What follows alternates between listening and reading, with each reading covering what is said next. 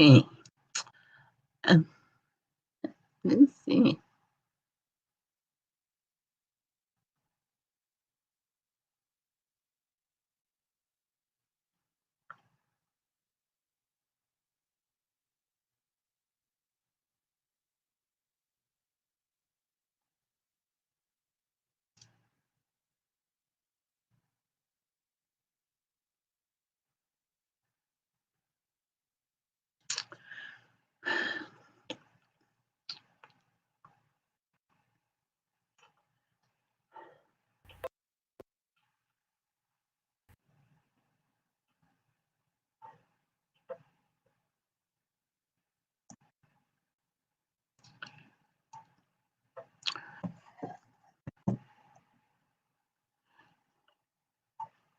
Well, it's been a while since I've been live, and due to the fact that I've been away for quite some time, it appears that YouTube had changed some policies in reference to how you access your live broadcast. And I set up a pre notification for notifying uh, notifying. Um, I'm on the air. I'm on the air. Okay. Um, so I'm trying to re um, reprogram my way of thinking on how to go about dealing with these new policies of YouTube and their censorship. Um, for some strange reason, they really want you to agree to allowing your videos to be accessible to children. And then when you decline, because some of our content um, in language specifically for a lot of people is not suitable for young children. Now, I looked at the age requirement of what they're speaking of, and it's at 13. So I don't personally have an issue with having my content reach the ears and the minds of the children who are 13. I don't necessarily see the people in the chat, even though I'm connected to YouTube, but it's coming, I'm streaming through um, the Yard, Stream Yard. And I don't see, I see there's people in, but I don't see, let me see if I can find, I don't see anybody in the chat room, but it says that they are. So I don't, I don't know what's going on, but it's quite annoying. And if I turn on my phone, I'm going to turn that down because I'm going to get a feedback. Okay, so I turn on. Okay. Oh, there you all are. This is a mess right here. Greetings, divine hoodie hippie, divine lioness divine. So and Lady Lotus, greetings. Yeah, some mess going on trying to get in straight into YouTube to have a live stream now. They have like this new policy where you have to agree to make your live content um your live content children friendly or directed um specifically to children. And then my content is not specifically to children. So that was a little um, worrisome to me. I had to go through reading all of these different policies and these new upgrades and everything. So I'm actually surprised that I'm even on live through YouTube since I didn't necessarily agree to their tactics of this children directing your content specifically for children. So I did agree that I would have like an age stipulation.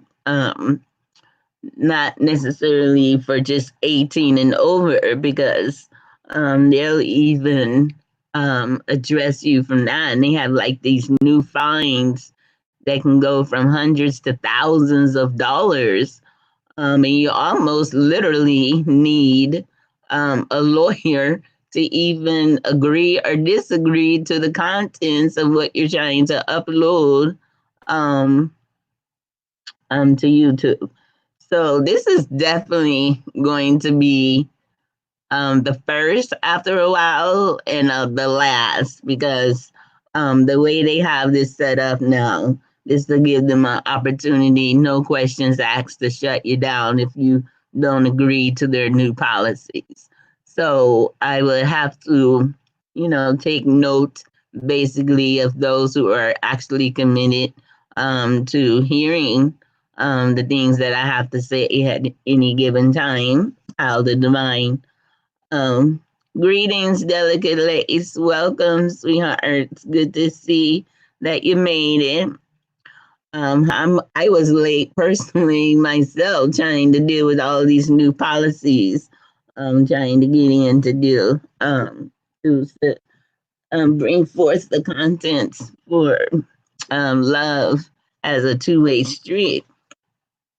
But I just wanted to get that out of the way. And so I am going to be looking like so many others for different outlets. But when I was away, it's more important that I do hands-on communication with people who doesn't necessarily can afford even a laptop to get on YouTube. So they need a direct um, messenger of concern to get to them where they are.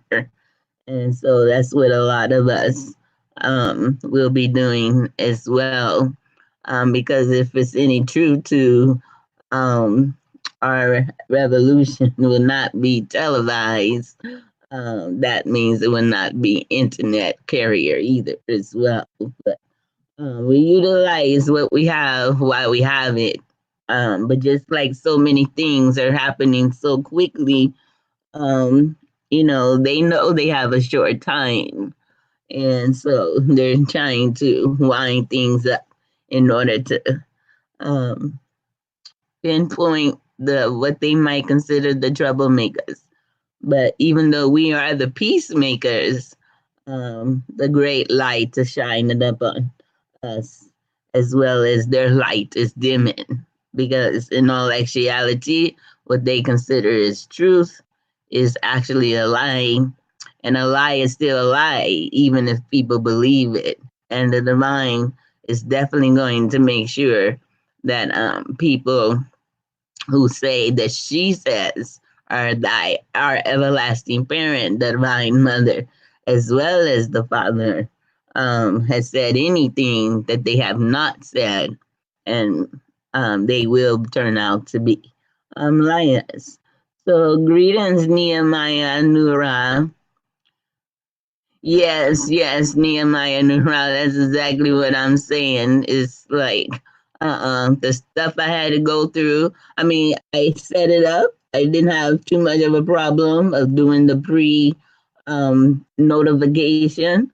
But as when I come in at 8:30, I get this big old notification of the new policies, the different agreements that I had to um, agree to, and I still didn't do agree to what they wanted me to agree, but obviously I did something right temporarily just so I can get in here this evening. But I'm definitely going to be utilizing something off the grid from YouTube because this is unacceptable to be trying to go through all these hoops and loops, changes, and then they want to focus on what we, the light, the light to the nations, are giving out to our children for edification purposes, while they are creating laws and policies for them to totally disrespect and change their gender and everything else, and all the lies that they teach through school and the church, and everything else. So they have the audacity to try to keep us from reaching them, or want to make it look like they're masquerading as concern for our children while they're creating issues that is actually killing our children slowly and quickly. So, yes, Divine, Hoodie, they want total control over free thought. Yes, exactly. So, it's a blessing to see you all here. And I'm not going to be on here long because I wasn't even quite finished with putting the presentation totally together. But I'm going to go on and um, let the divine spirit flow of what she has brought forth for me to contribute to the things that we've been dealing with through um, people, places, and things in reference to how we're being affected mentally, spiritually, and emotionally when it comes to interacting with self as well as others, and why these things are happening. Because, in order to go to another level, how they say it back in the day, a new devil for a new level. So that's another platform of opposition. So we addressed that a couple of months ago, and it's not going to go away. And in order for us to be used to complete fullness of how the divine spirit wants to use us, we have to be contrite. We have to be critiqued, as well as we have to know ourselves on this new level in preparation for what the divine spirit wants us to do. Delegate Lay says, my old pastor called me telling me she wanted to help me, but I pulled away after 5 years of fakeness. I could have been rich by now, all the skills I have. Yes, yes, but in all actuality, your heart was in the right place because riches is only temporary, and our focus is on something that's going to be permanently, that is going to last throughout eternity. And that's what a lot of people have been conditioned to think. To focus on riches, and they're not even paying attention to all these symbols and notifications and whispers from the wind telling us, to focus on survival in order to have this divine jubilee revival. Because when the system fails, all we have is ourselves. So we have to be in line with the divine spirit, um, and thy will. And hopefully our will line up with the divine's will as well. But we don't know unless we seek. And if we seek, we'll find. If we ask, we shall receive. Um, so Delicate Lace says, you've been studying nonstop on ascension. Yes, because this is the time of preparation. Because this next season come in, because this is the fall season. So each season, from a spiritual perspective, it has a counsel of what we're supposed to be doing and focused on how the divine spirit is counseling us. Like, for instance, this is fall season. So, fall season lets us know by looking at nature, the first law, because there's seven laws of the universe, and there's four attributes, principles that the divine use in order to communicate not only to nature, but the nature that is within us, because everything that is in nature is within us. So when the wind and the rain and the warmth of the sun and all and the four, earth, wind, fire, and water, is being counseled to the earth that it may be able to continue to bring forth its truth of fruit, that we may be able to be sustained and maintained, then we too receive the blessings of the divine spirit that actually also dispensate that unto us as well. So fall, the leaves are falling from the trees. So we have to recognize the things and the attachments that we have accumulated over the year that has become like dead weight, that is not serving like a divine purpose for our elevation.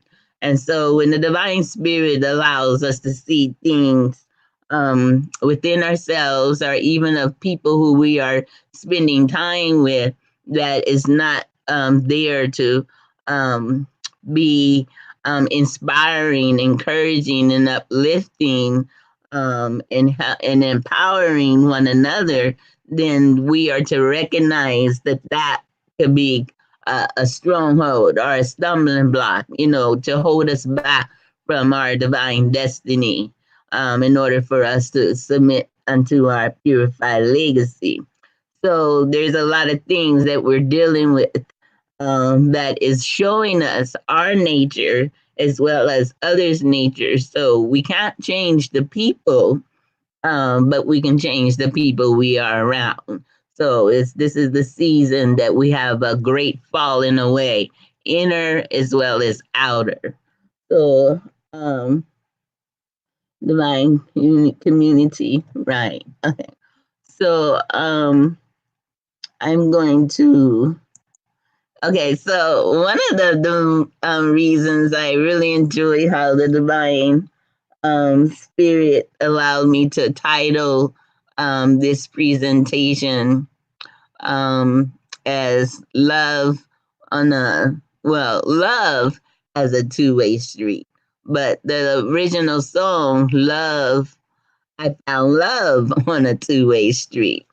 So I've been dealing with some issues that are like communicating with people and being more in the midst of people that I'm accustomed to.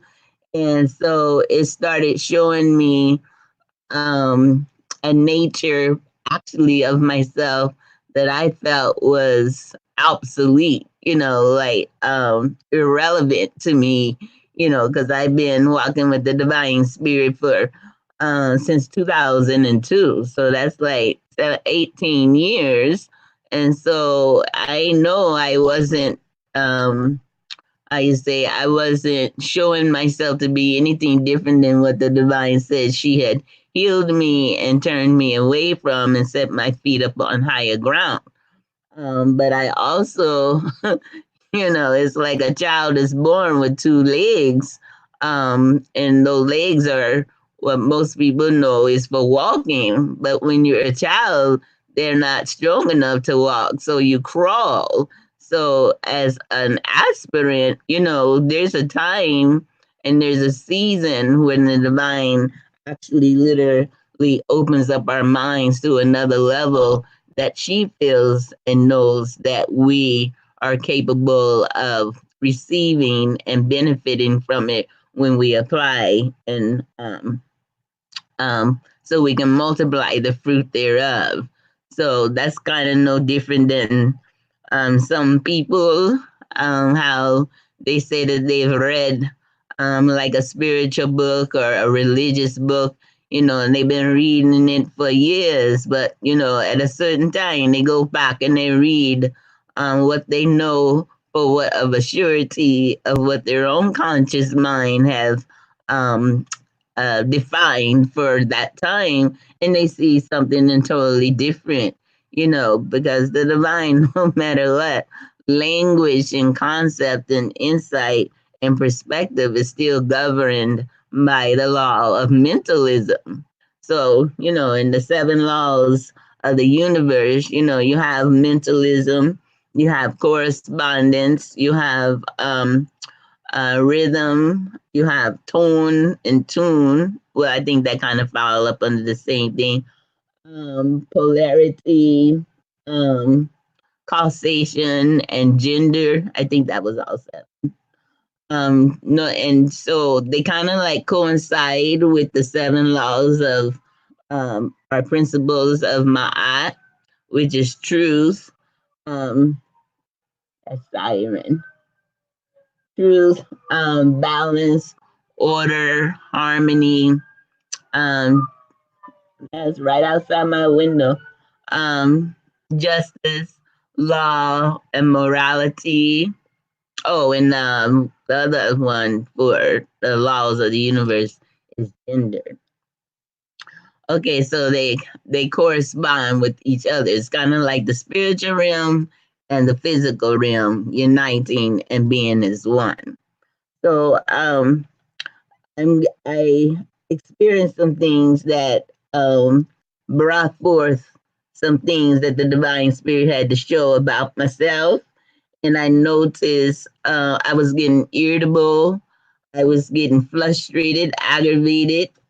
To me, I didn't understand why, because first of all, I felt like I graduated from that already. It's like I shouldn't be expressing these type of um, feelings or emotions or tones or tunes, considering, I know that there's a better way of instead of reacting, but to respond. So when you react, you just react like right away. You don't necessarily think about the consequences of how it's going to affect you or the person that you are reacting to.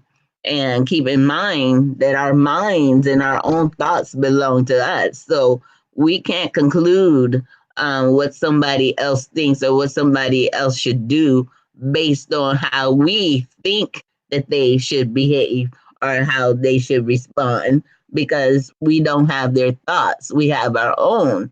So if before we can be our own brothers and sisters keeper, we have to be our own ourself keeper, to keep in line with the divine teachings that, treating others how you want to be treated, but don't expect the other person to treat you how you show them that you want to be treated, because they have their own what some people may consider free will of decision. So, but the beautiful thing is when you're actually planting the seed of unity, that comes with respect, that comes with humility, that comes with um, just being kind and open, and just wanting to make sure that the person that you're saying that you love or that you care about, is happy. But that happiness should not have to um, be a cost to your own integrity. Because if you're joined together with like minds of one another, then you will be able to sit and listen to each other and come to an agreement on how things can be handled where both can benefit. But sometimes in this walk, it's not about you, because sometimes you have to be a listener instead of always wanting to be heard.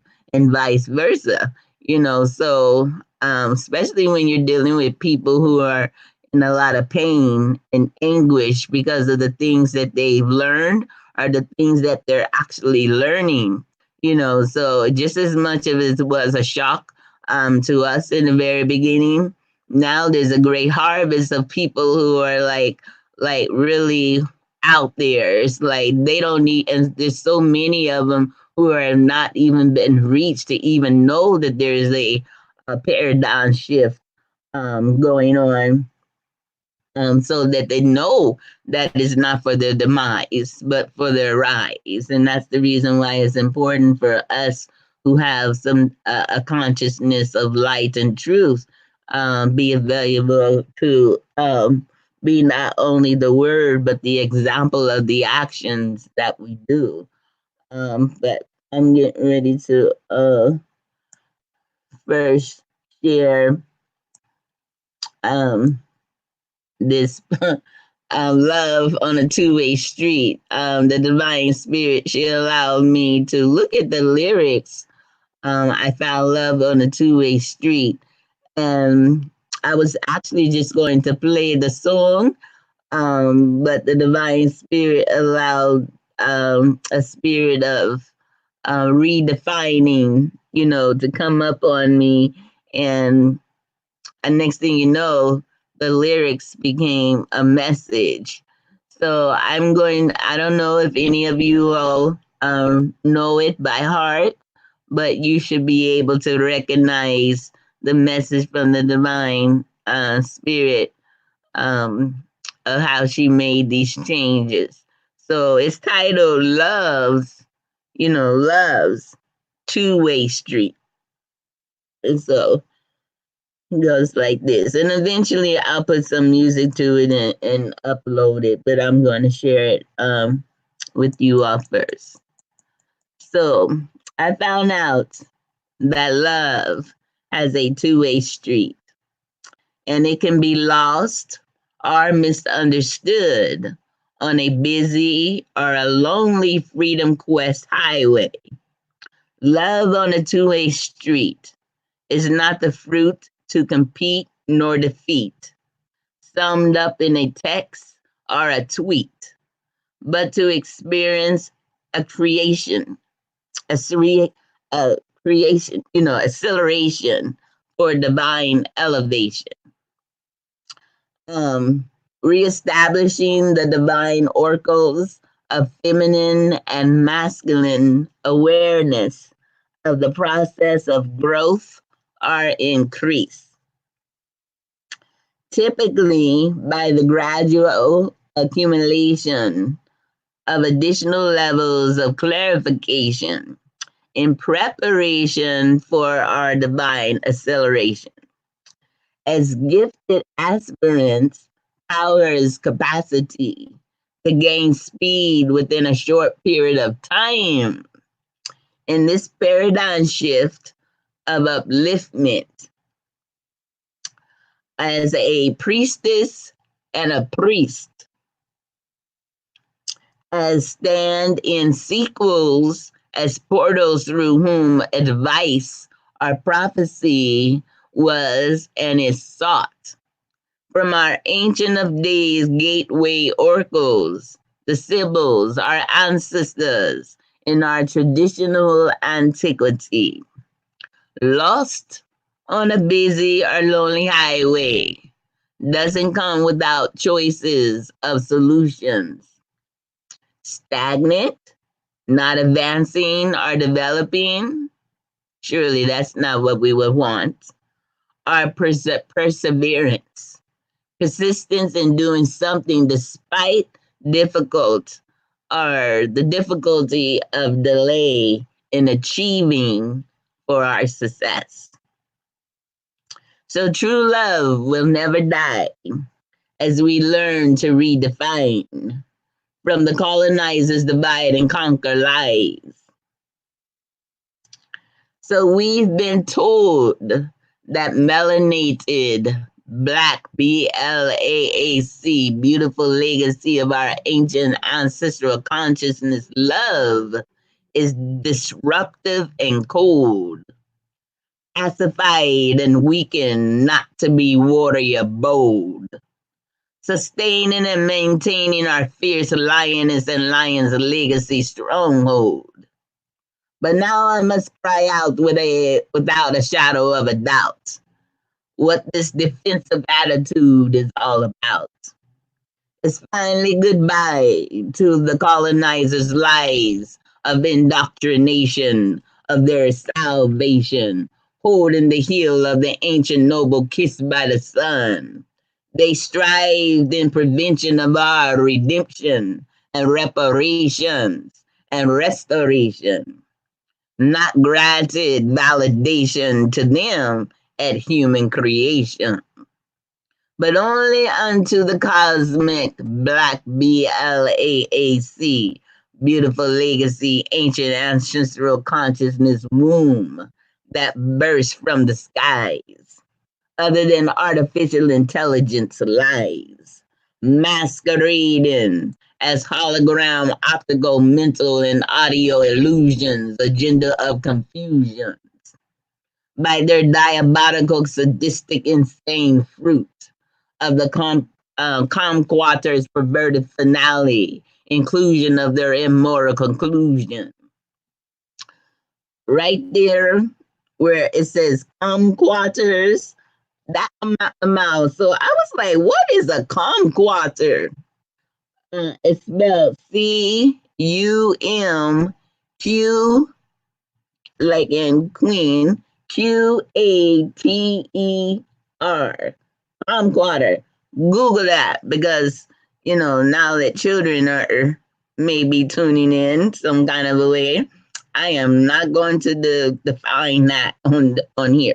So you all just Google that when you get an opportunity. So keeping in context, the divine says that they are masquerading as hologram, optical, and mental and audio illusions, agenda of confusion, by their diabolical, sadistic, insane fruit of the Comquatter's perverted finale of inclusion of their immoral conclusion. I know with wind chime music softly playing, there's a paradigm shift rearranging, the unfolding low to high and high to low scroll. Her infinite spirit lips are gently saying, I love you. It's time to reflect your inner me. Coming from our divine mother as divinity and deity. She holds and covers us in our desperation for Jubilee celebration, release from hopelessness and despair, distress and anguish, pain and agony, feeling defeated, tormented, tortured, and coping with mental and spiritual misery, all by fruit of debauchery. Rebelled by colonizers, insecurity of transparencies, of their free radical indecency and hypocrisy from the melanated first fruit, natural educators, originators, as we are. Awakened with the power of to send them to the incinerator by the omni judge, juror, and the feminine nature of our divine executioner laboratory of reclamation. Think and contemplate on freedom, its love and justice. It is a revelation without validation. And now we prepare to walk out in plain sight, day and night, as the universe removes any stage fright from among the apple of her eye delight. How can we be so blind to want temporary riches instead of extraordinary wealth? Time to give up external love for the very first time, to allow internal melanated love to win over disdain.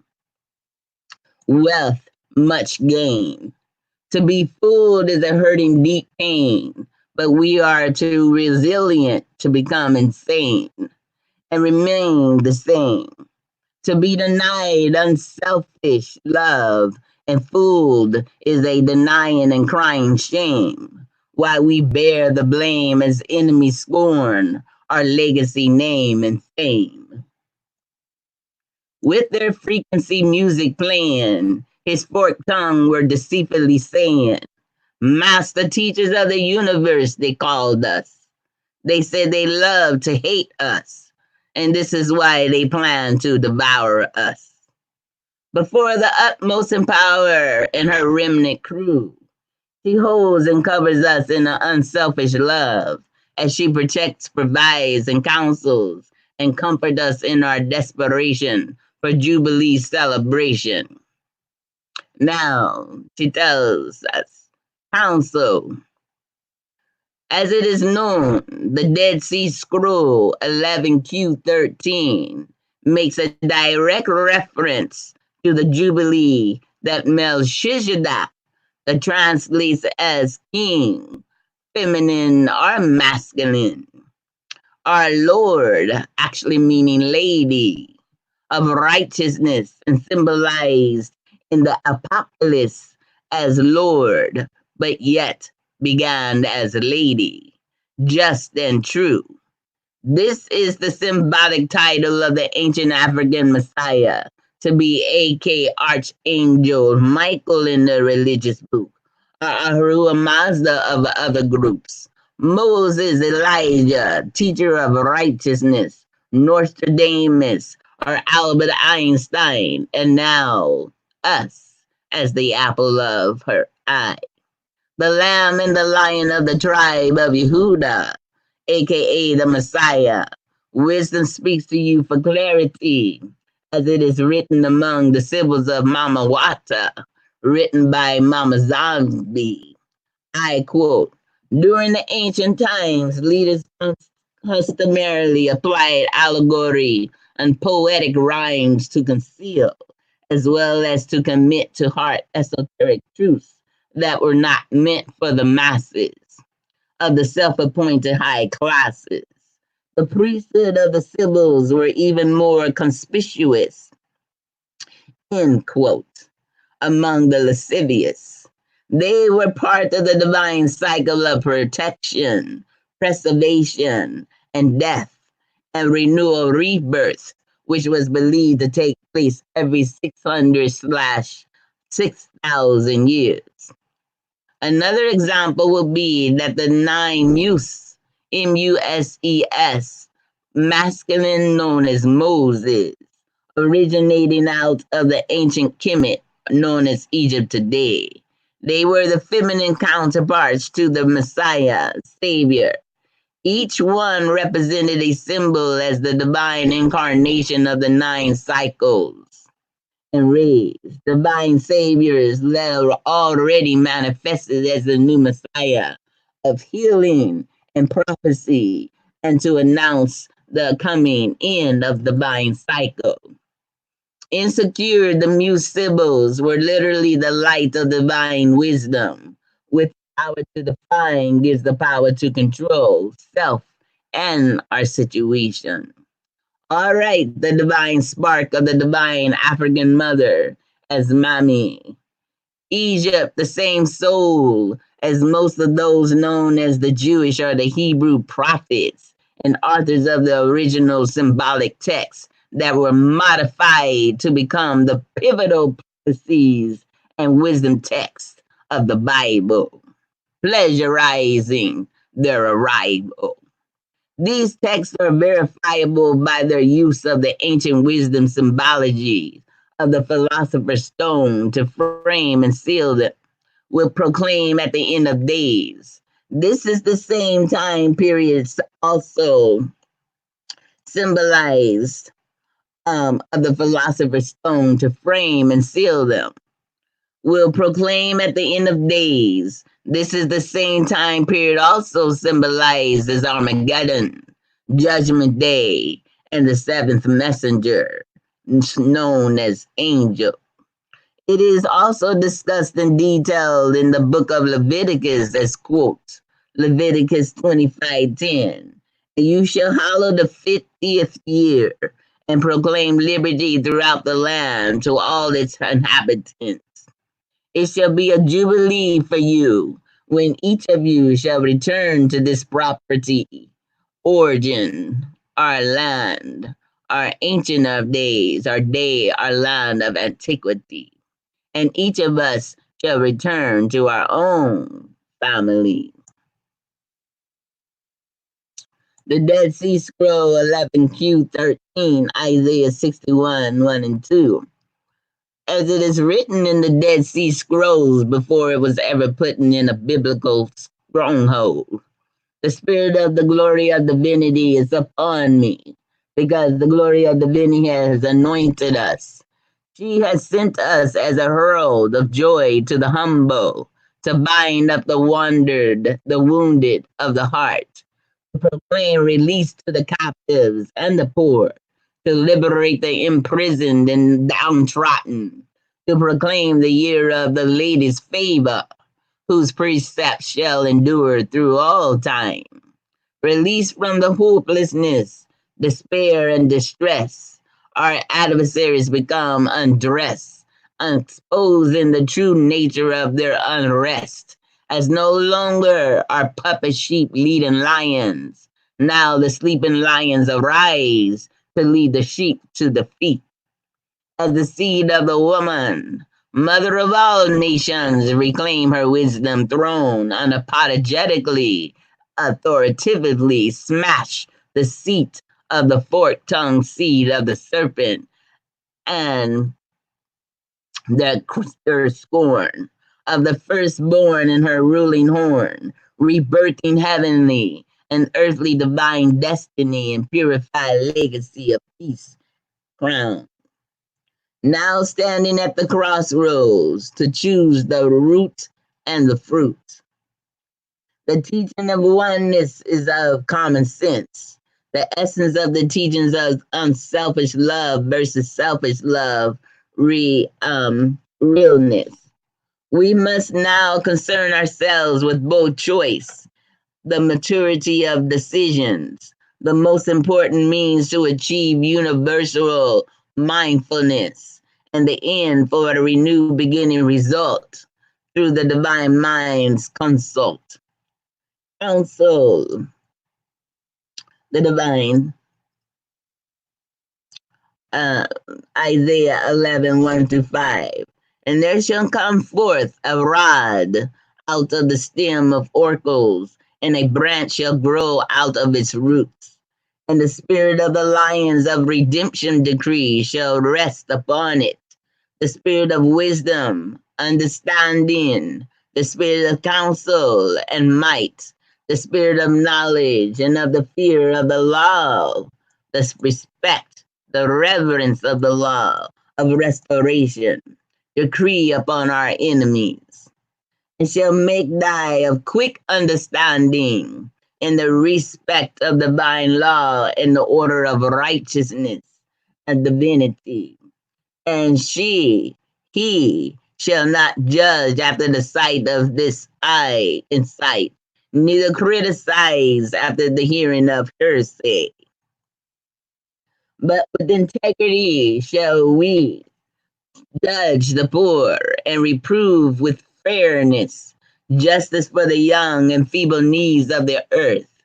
And thy shall smite, meaning to correct, judge through affliction, to torment or to severely rebuke the earth with the rod of the mouth, a rule of law enumerated through words, and with the breath of the lips shall these slay the wicked. And the righteousness shall be the girdle of thy loins, and faithfulness the girdle of our reign. And the end certainly justifies the means in this case. We can all define what love means to us, but what does it mean from the glory of divinity in this present time of enlightenment, of eternity? And how difficult and painful it could be not knowing in truth and sincerity. Some of our suit yourself intellectual principles came up against the great selfish beast in ourself, not humbling to unselfishness for selfness. I went through troublesome thoughts, as so you all have them dealing with them as well. But I controlled myself and dealt with it okay after seeking guidance from our eternal mother parent. Troublesome incidents can make one self-satisfied, and thus we're all ancient personal decisions in limbo. But these troublesome incidents can make um, our personal trials to overcome the beast of the wild. With our aspirant young point of view, but now it's more than just an outsider issue, now inner issue, becoming an aspirant for truth and justice, meant giving up all desires and self-expressive positive possessiveness, even though we not compete in absolute, we could no longer expect anyone or anything to belong to me, us, you, or we, to be ours entirely. I had undertaken the task of learning to love all people, love my parent testimony. Because in all actuality, when I ask the Divine Spirit, I want to know what love is. And I wanted the Divine to teach me. Because in my own life of making decisions, I come to the conclusion that I did not really like people because people actually let me down. So to find one who saw my faults and my weakness and accept me the way I was showed me what true love was. And so when I asked the Divine Spirit, what is love? And she expressed to me, to love is to protect, to love is to provide, to love is to give counsel, and to love is to comfort. To me, that was absolute. I didn't need no more or no less. So I've been on this journey for since 2002, and it's now 2019. So for 17 years, I walked with the understanding of all I had to do was protect those who come into my presence with the word, to counsel or provide first them with the word, and to counsel them with the word, and to give comfort with the word. But I've come to the conclusion that's kind of like on the verge of um like a delusion that that's all that love is. For it is written somewhere that you can do all this love and giving charity um, to let me see if I can find it, and I'm gonna look and see what you all are saying. Oh, it had to see. I have to. I had to read what the divine allowed me to write, so I didn't have the ability to actually look at everyone's responses. Okay, let me see. Let's back up. It's 9:38. So the last one, energies. I mean, potential transmutation of enemy. Okay. Well, let me see if I can find. Let's see if any. Tanya, Queen of Rice, welcome. Peace and love. It's good to see you. Let's see. Oh, Kia ER. This is off the subject. I'm really digging her glasses. I need to get me some. Are you talking about my glasses? My prescription glasses? Welcome to the chat. let's see, unformatted greetings, blessings, welcome. Uh, hopefully somebody answered your question, Kia. ER, love, two-way street, basically about finding out that love on a two-way street, actually love has two ways that one can love.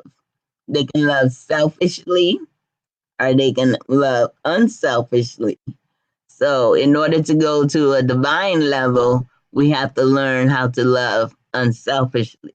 So, this is the subject, this is the purpose, and this is the elevation and the fruit thereof.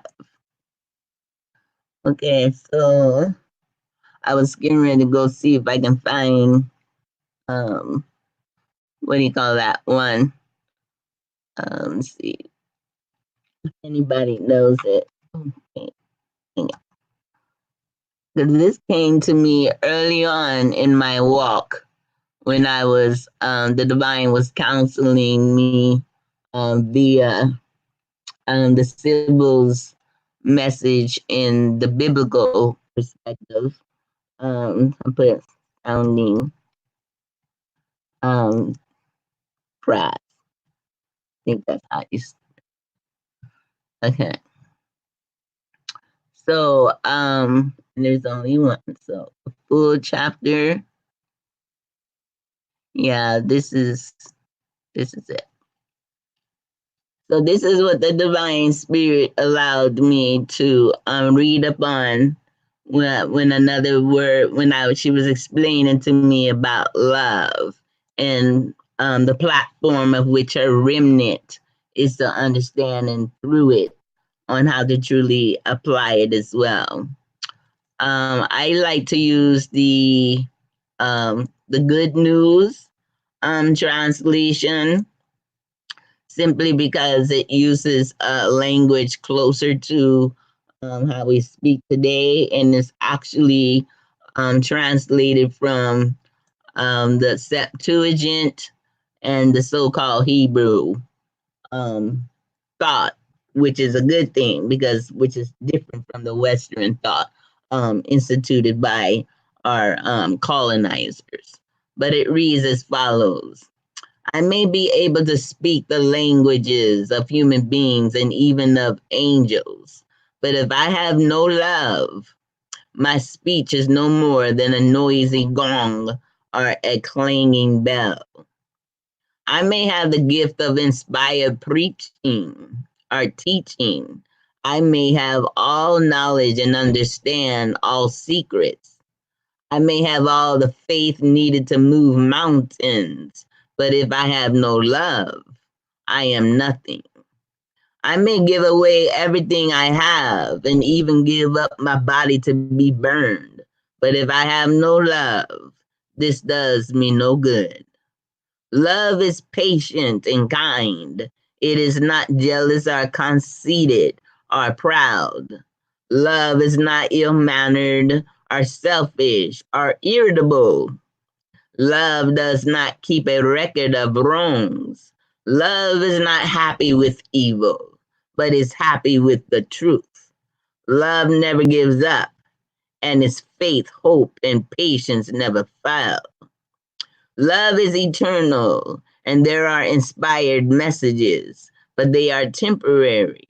They are gifts of speaking in strange languages, but they will cease.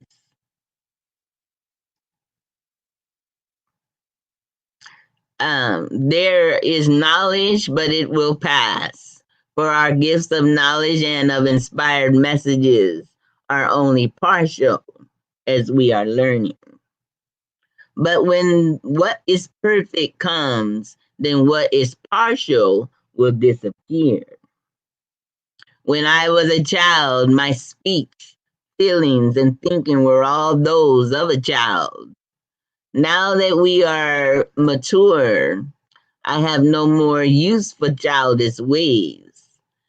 But yet we are called and chosen to connect the inner child of sincerity, spirit, and in truth, of humility, being led, knowing that those things that were partial are disappear. So rebirthing a child allows us to be um, dependent upon the divine spirit to give us the ability to have the power to define in order to have the power to control. That is not going to be needing validation of the system that has oppressed us, exploit us, demise us, mistreat us, and do all type of evil to us, even as it is this day. Continue to remember people who don't treat us right, can't teach us right in their church nor their state institutions. So therefore, no more use for childish ways in our mature way of thinking in the presence of our enemies, but humble as a child in the presence of the divine to be led by her divine counsel of wisdom. So, what I know now is only partial. What we have learned from the enemy who cannot truly teach us the fullness and the wholeness and the absolute truth coming from a darkened spirit and of hypocrisy and all of those atrocities that they have done. Because if you can't live it, you truly can't teach it. Then it will be complete as the glory of divinity's knowledge of us within us. So these, meanwhile, these three remain: faithfulness, hopefulness, and love. And the greatest of these is love. But then now it's time to redefine what that love is. Questions, readings.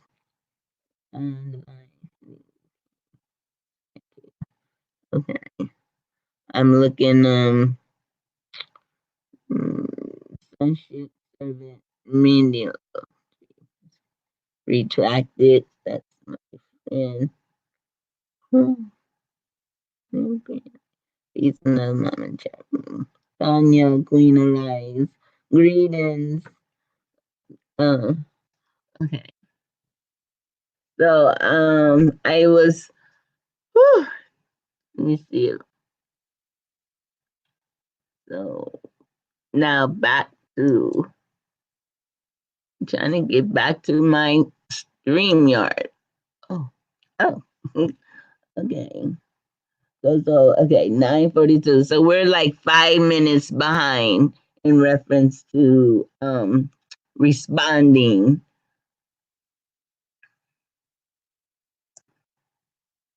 Okay.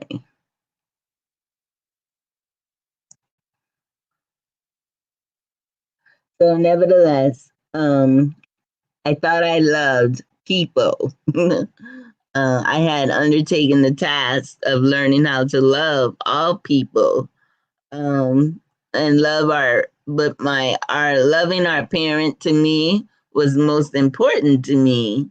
And through loving her would allow me to love others because of the teaching that she developed within us all. So if I love others, I'm loving her. When I love her, I'm loving others. But there's obviously something that I had a misunderstanding because I had a situation that I had dealt with that actually inspired me um, to um, to cry out to the Divine Mother because I couldn't understand why I was feeling such a way that was allowing me to like really get tense in the face, tense in the hands, tense in the chest. I was just tense all over because I was aggravated, upset because I have an issue. Like when the divine gave me the teachings about opposition will come, and then the spirit revealed to me that people will take advantage of me. um I still, my flesh has a way of dealing with issues like that. I'm not I haven't didn't know I was still dealing with, okay, now that I know that there's a situation that can happen where somebody would try to take advantage of me, I'm going to be defensive. So I was actually walking around being defensive when every time that somebody would maybe ask me for something, or if I felt like I was putting in a position where if I don't offer, then there was a problem as well, because how am I going to be talking about the Divine Mother and her counsel, her compassion, her love, her mercy, her grace, her extension of giving, and not looking for anything in return. I enjoy doing all of those things, but I feel it's more genuine and authentic when I'm actually doing it from my own decision and not allowing somebody to make me feel like, okay, now you're in this situation, so it should be required of you, and it shouldn't be any other way that you can deal with this other than be giving, you know. And I felt like a cat cornered um in a corner, and I'm going to come out scratching, kicking, whatever the case may be, because I don't want to feel like I'm being forced to do something without allowing my own spirit to show the maturity that this is coming from a compassionate heart. It's coming from a heart of empathy. And then again, like I said, these are the transitions of what's going on in my mind, but that not necessarily be what's happening in the other person's mind.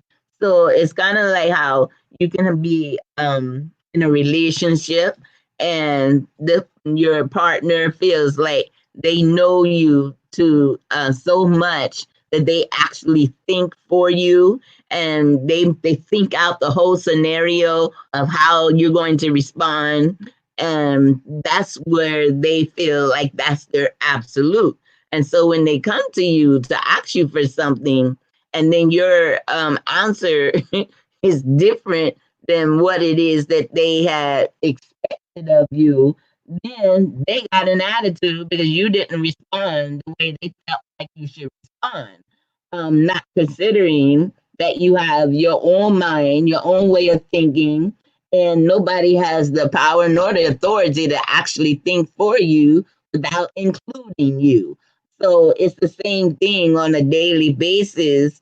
When you're an aspirant wanting to do right, and you look for opportunities to be giving, but then you we take on the opposite manner of thinking out a situation, like my friend um Lioness Divine.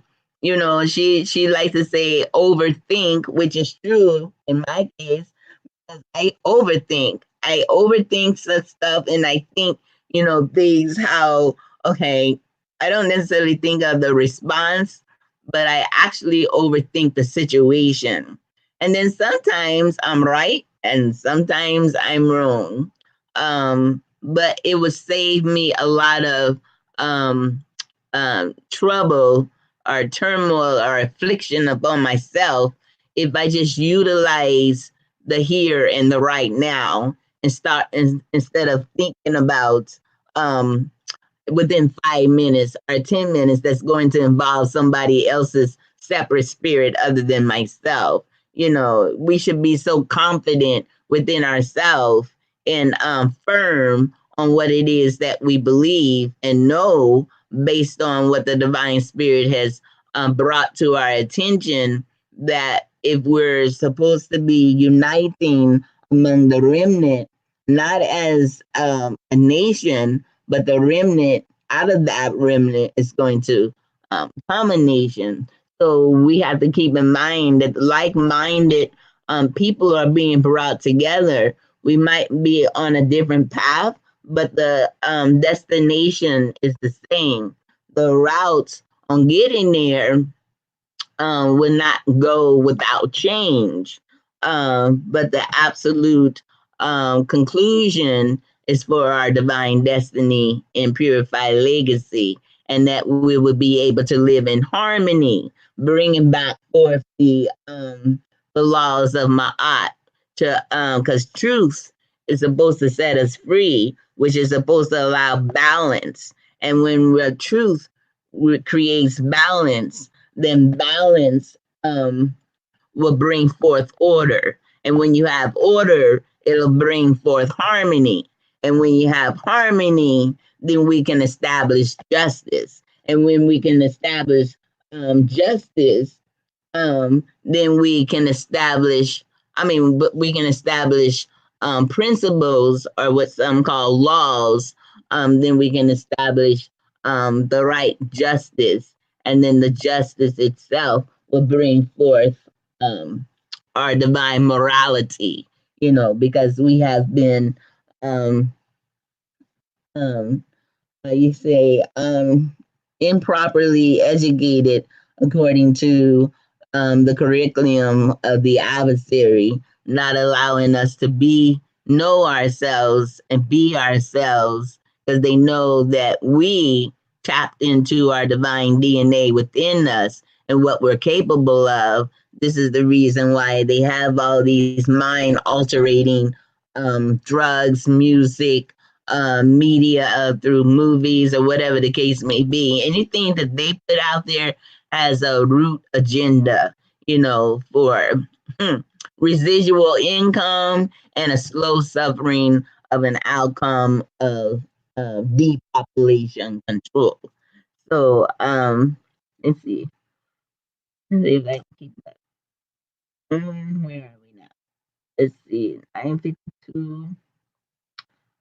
Sonship servant.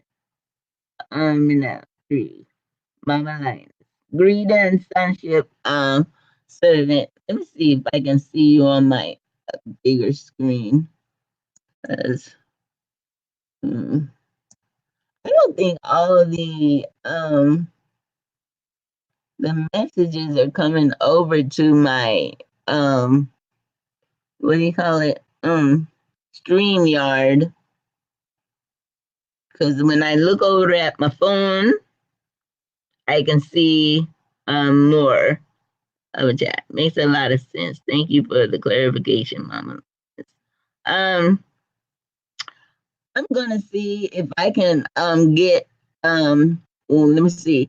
I think I can get 2 people at a time because it's going on 10. I'm gonna give us 30 minutes because I notice if I get into bed at 11 now, I can because there's gonna be a part 2 because I can't necessarily go over it all because I wasn't finished with it all. But I want to give you all an opportunity to come in and speak and share your experiences, and contribute to our enlightenment, because we all, there's nobody that knows everything, but we all know something. And I don't have the answers, and I will not claim to have all the answers to everything. But I do have a lot that the divine spirit as a matter of fact, let me finish out the one that she has. It's probably about another 5 minutes worth for this particular. Um, okay, so let me finish this part right here, and then I'm gonna put in a link for. Well, no, I guess it'd be easier for me to do it. Put one in at a time. No, I can put 2. I just that I do utilize chat room or audio video etiquette. No one talks at the same time, so everybody can be heard clearly. So I will mute mics so everybody can have an opportunity to share their piece and be heard. And then if you have a question to somebody in particular, let it be known, and then I'll relay it to them. And if whoever comes into the video holding room. If you have a question to somebody, then we'll express that as well. So, nevertheless, let me finish this part right here. Okay. Okay, so as far as what I was experiencing, I was developed. I have created for myself unknowingly. Um, what would I call this? Because I don't necessarily want to use the word. Let's see. Um, I started having a spirit of resentment and bitterness, and I also had a spirit that the divine revealed to me of um what do you call it, wariness, or what some may consider jealousy. And see, the divine's ways is higher than our ways, and her thoughts is higher than our thoughts, but she is wisdom. So that means since she's the omnipresent one, and she's the omnipowerful one, and she is the omnipotent one, the all-knowing one, um, and it's kind of like the teacher and the student, or the parent and the child. We can never be at the same level as the one who brings forth us, in reference to the omnipotent and the omnipresent and the omnipotent and the omniferous and the omnicompetent, infinite, intelligent one. We can speculate, we can imagine, we can create philosophies and all of this, that, and the other. But in order for every man to be a liar and the divine eternal parent's word be true, then we have to understand at the end of the day, whatever we think, there's a higher thought. Whatever we think the solution is, there's a higher solution. Whatever it is that we conclude, there's a higher conclusion. And it's going to be governed by the divine spirit. So, anyway, she showed me that I have accumulated because of my aggravation and I had selfish love, and to me, I didn't think there was a problem with how I was defining my selfish love, because it says not to cast your pearls before swine. So to me, that was giving me permission that I'm not going to share um, insight and people are rejecting it, or I'm not going to um, share things where I feel people don't appreciate it, or I'm not going to, well, whatever the choices I made, I did it for a selfish way in reference to sometimes trying to figure out, well, what am I going to get out of it, and this was my early process. But when the divine spirit raises you up, excuse me, raises you up, you become a totally new, different person. But if you're not constantly being focused on the advancement and then maintaining whatever it took, like how a man, he may court you, bring you flowers, candy, take you movies, dinners, buy you this, buy you that. And then all of a sudden he got you. And then all of a sudden those things start deplenishing. You don't see the evidence of what it took you, whatever it took you to get you. I'm the type of person that's what it's going to take to maintain me. So it's kind of like the same with the divine path of counsel. It's like whatever the divine spirit used in order to enlighten me and to change my way of thinking so I can change my way of doing, I became possessive of that relationship, and I didn't want to necessarily. Um, I wanted to have like that unique relationship that I didn't necessarily want to share with other people, because I look and I see so many things that other people were gaining, but I was happy and content with not having nothing as long as I had that personal relationship with the Divine Mother, our everlasting parent, the Father and the Mother, but more so the Mother, because that's what was missing in my life. But at the same time, the masculine and the feminine is to be available for whatever absent in the flesh is going to be manifested in the spirit. So anyway, when I start seeing or probably wanting the things that I was seeing other people who professed or had a consciousness or whatever it is that they were having, you know, I was getting impatient of constantly putting out, but not seeing anything coming in return.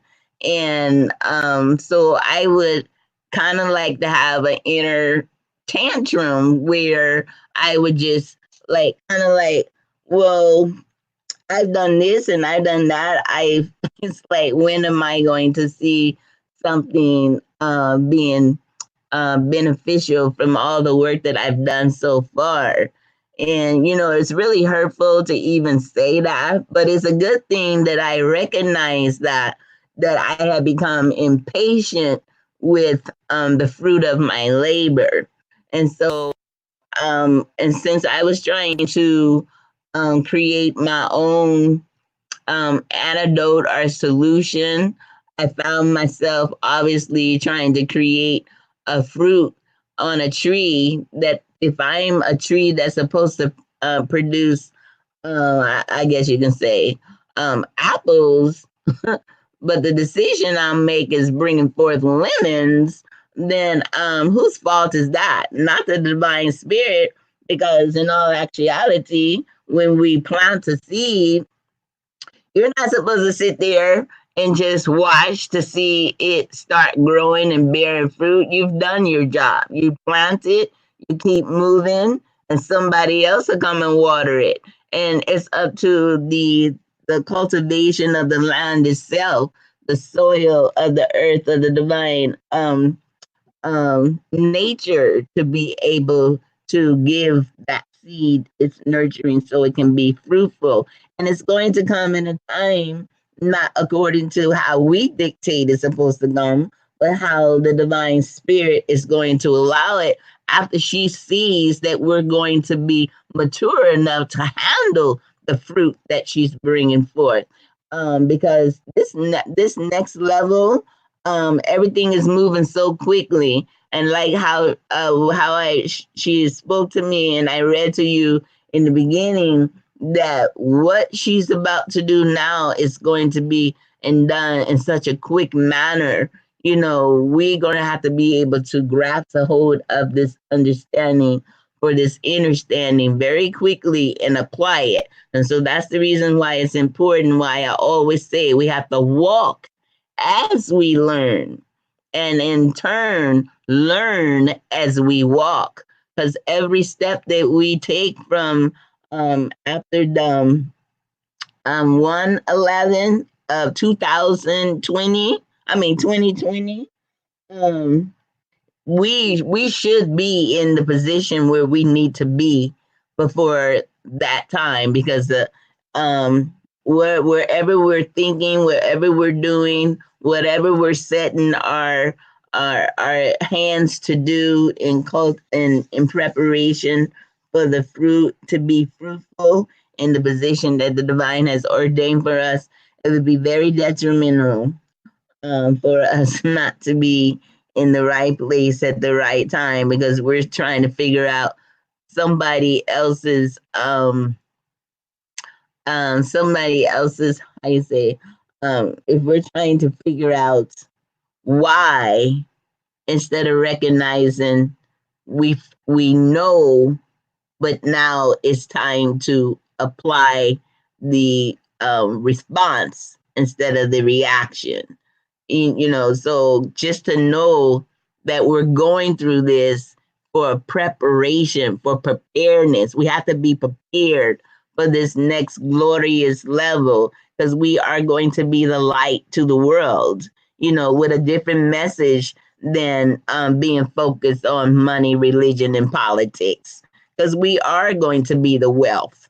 We are going to be of the spirituality that is going to take in order for there to be a change in the world.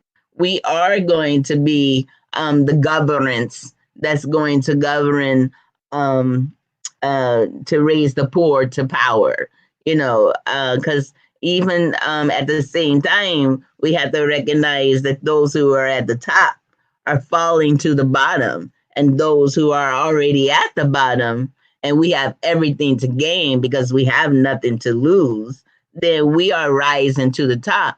But we're supposed to be able to utilize our our suffering for the purpose of making righteous laws of integrity that is supposed to be beneficial for the outcast of the nations, the making sure that people are being treated fairly and justify only punishment for those who are wanting to continue to exploit, demise, and mistreat people based on the absence of money. And we are the wealthiest nation, especially our motherland. That's the reason why they carve it up because the amazing thing in the Bible, they try to focus on this little bitty old space they call Israel or Jerusalem as supposed to be the Holy Land, but in all actuality, there's really nothing holy about it, considering that they here now today allow the LGBTQPZ whatever have their parades in a place that is supposed to be holy. Did you know they actually have gay pride, the LGBT parades in Jerusalem? That's a whole nother subject that for another day. But nevertheless, let me see. Let me see.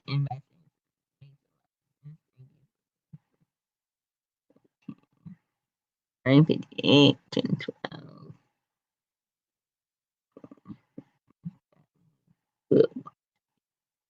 Anya, Queen of Rice, yes. Good night, Mama. That one will watch later. Okay. Good three. I don't know who sonship servant is, but obviously, whatever kind of message you're leaving, um, it's being retracted. So I don't know if it's your language, that you're using, and if so, if it's like if it's not a language of integrity, then it will continue to be retracted. And you may be retracted yourself. So I don't know what's going on. Okay, so sonship servant, get up three. Mama Linus, what I have discovered concerning agape love is when not given, one's soul does not prosper, nor one's health, nor one's need, but when given, all things are possible. Yes, yes, and that falls right up under unselfish love. Now, the agape love, the original term, actually agape from the Greeks who created agape love. But so even though, like I'm going to tell you, there's two perspectives. Now, I know a lot of people just like the tone and the tune of how it sounds, agape love. But when you actually research, that actually comes from the Greeks, and they call having intimacy with a grown man and a boy. That's what they called agape love. That's where that actually originated. Now, in a religious setting, that I noticed in the churches, they like to use the word agape love, but it's no different than, we now come into the light that JC was not blonde hair and blue eyes. But when they actually read from themselves, they would find out that that image was of woolly hair and skin like brass and eyes like the color of fire. But nevertheless, the concept of what it is that you're speaking of, as far as one's soul does not prosper, nor one's health, nor one's needs, but when given all things are possible. And that does fall up under the translation and the interpretation of unselfish love. And it would be even deeply more explained as we go. So basically, how could we? I thought that they were basically unselfish and really loving, but I was in for an awakening about that, and more than one awakening. Um, um, and then there was also an issue of loving our everlasting parent. To love, what is love? To give back to the divine. Pretty much that boils down to basically obedience and a recipient of her teachings. And then when we apply it, and then when we share it, and we be an example of it, that is like one of the best ways to show that we love the divine spirit, because it's like when a person is speaking, you hear them because you hear sound, but are we really listening? And according to the divine spirit, the way that we show that we're listening is when we receive counsel and then we apply it, and then we will be able to bear the fruit thereof. So some of it is long and some of it is short, but there will always be, once the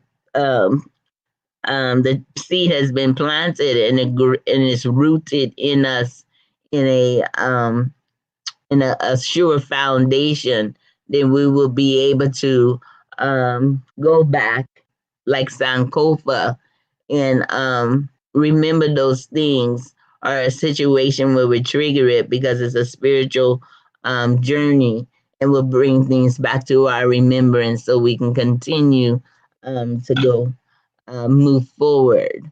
So, nevertheless, and then there was also an issue of loving our everlasting parent.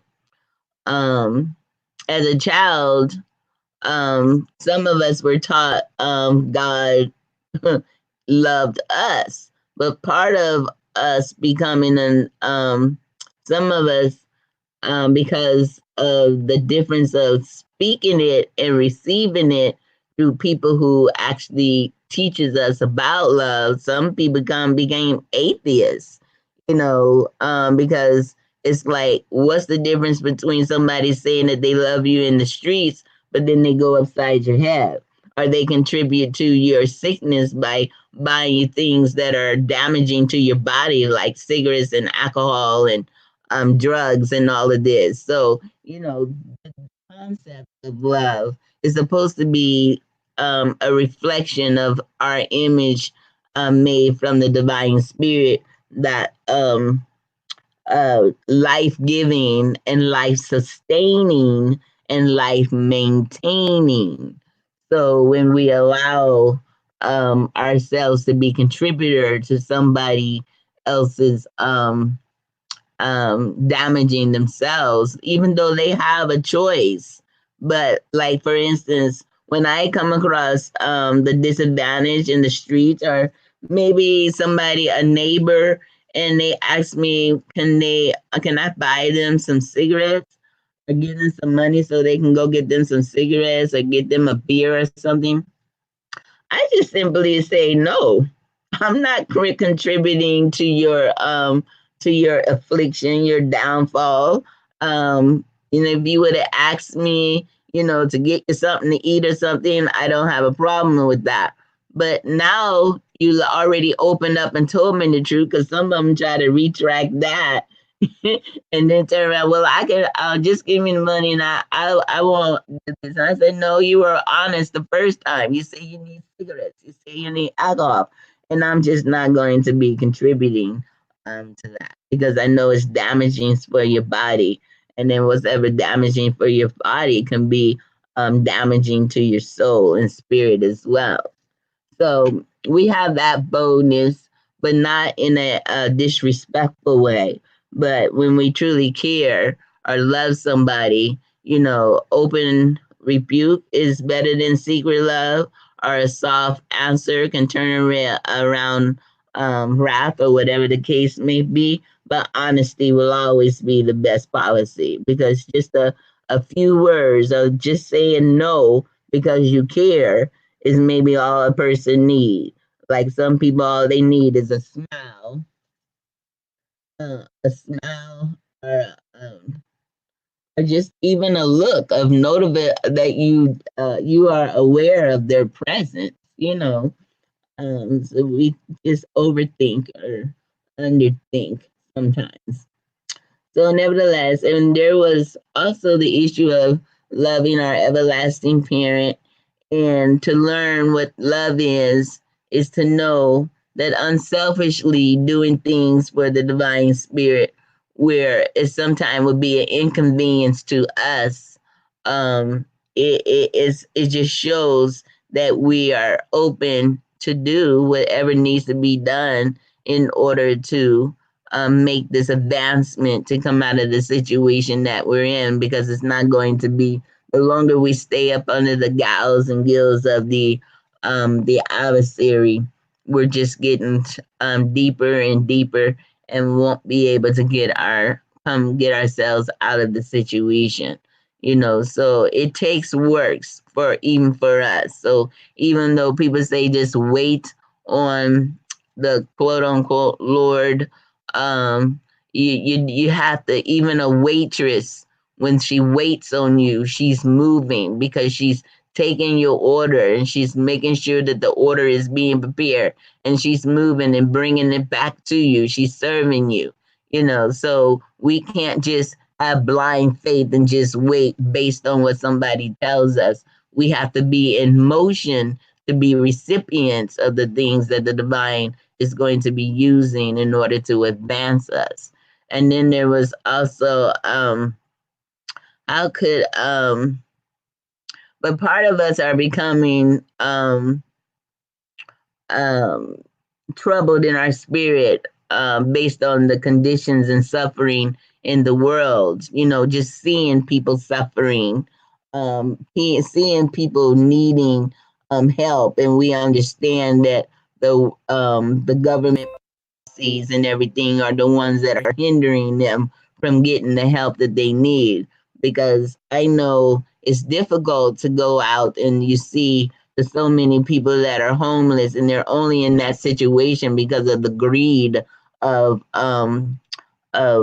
international trade. Because it's amazing when you think that a loaf of bread was only 5 cents, like maybe what 50 years ago or so. But it still takes the same ingredients to make that 5 cent loaf of bread than what they charge $5 for today. It's like everything that they have conditioned us to believe that this is what it is that we need in order to be part of society, or to be perceived as civilized.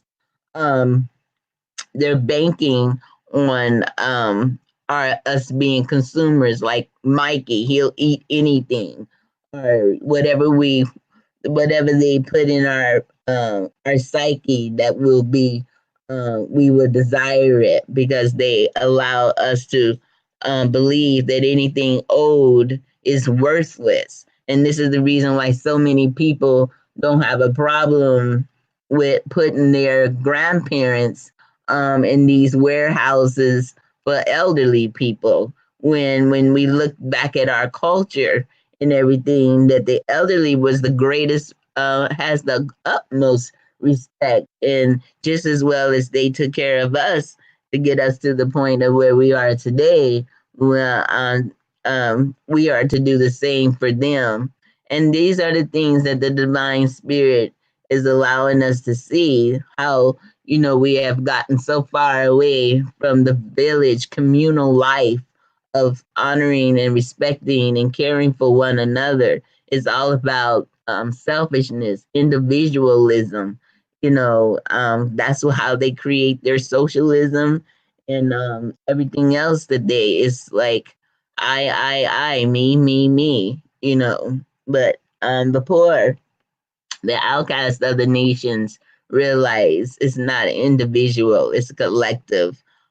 People have to work together.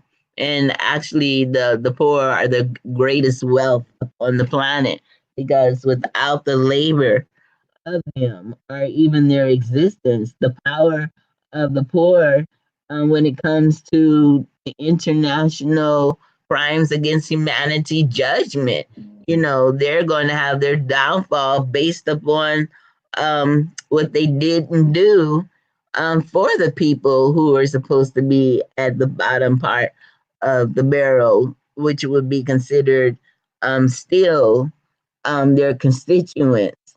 When you go into a country, a state, when you see it's just amazing when you see the poor, but you see all this riches around, then it just pretty much shines a light what their greatest concern is: money, religion, and politics, and they can care not about the people living in the street being bitten by bugs and ticks and this, that, and the other.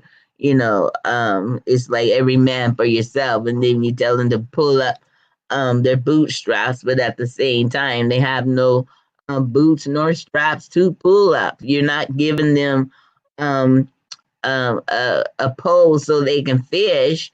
You give them a meal, and so they become dependent. And but at the same time, that's one of your least duties to do, is to make sure that everyone that's up under your rule is being able to be fed, clothed, and housed. Have a decent dwelling to live in, out of the cold or out of the rain, or whatever the case may be. But yeah, the power to define love has to change, and the power to define what's the difference between selfish love and unselfish love is definitely going to be a subject that's going to continue until we get to the clear clarification and understanding of what that is. And I was inspired um, by King Lion. He's not on the in the chat room.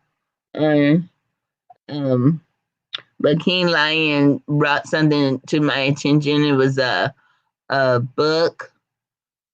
No, yeah, a book. But it's for some reason you can't get it here in in the States. I haven't come across it, at least not here in Atlanta, but I did look and see if it was anywhere, because I went on Amazon. They're out of print.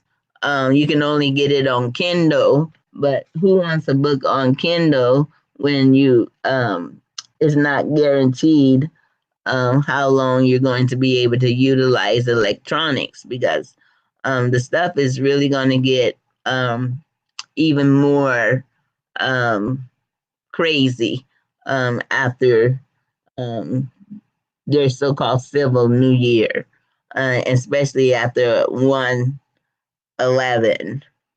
So this is our critique period that the divine wants us to focus and apply and walk daily in pursuit with, giving us an opportunity to be aware of the things that to be open and to care about a people.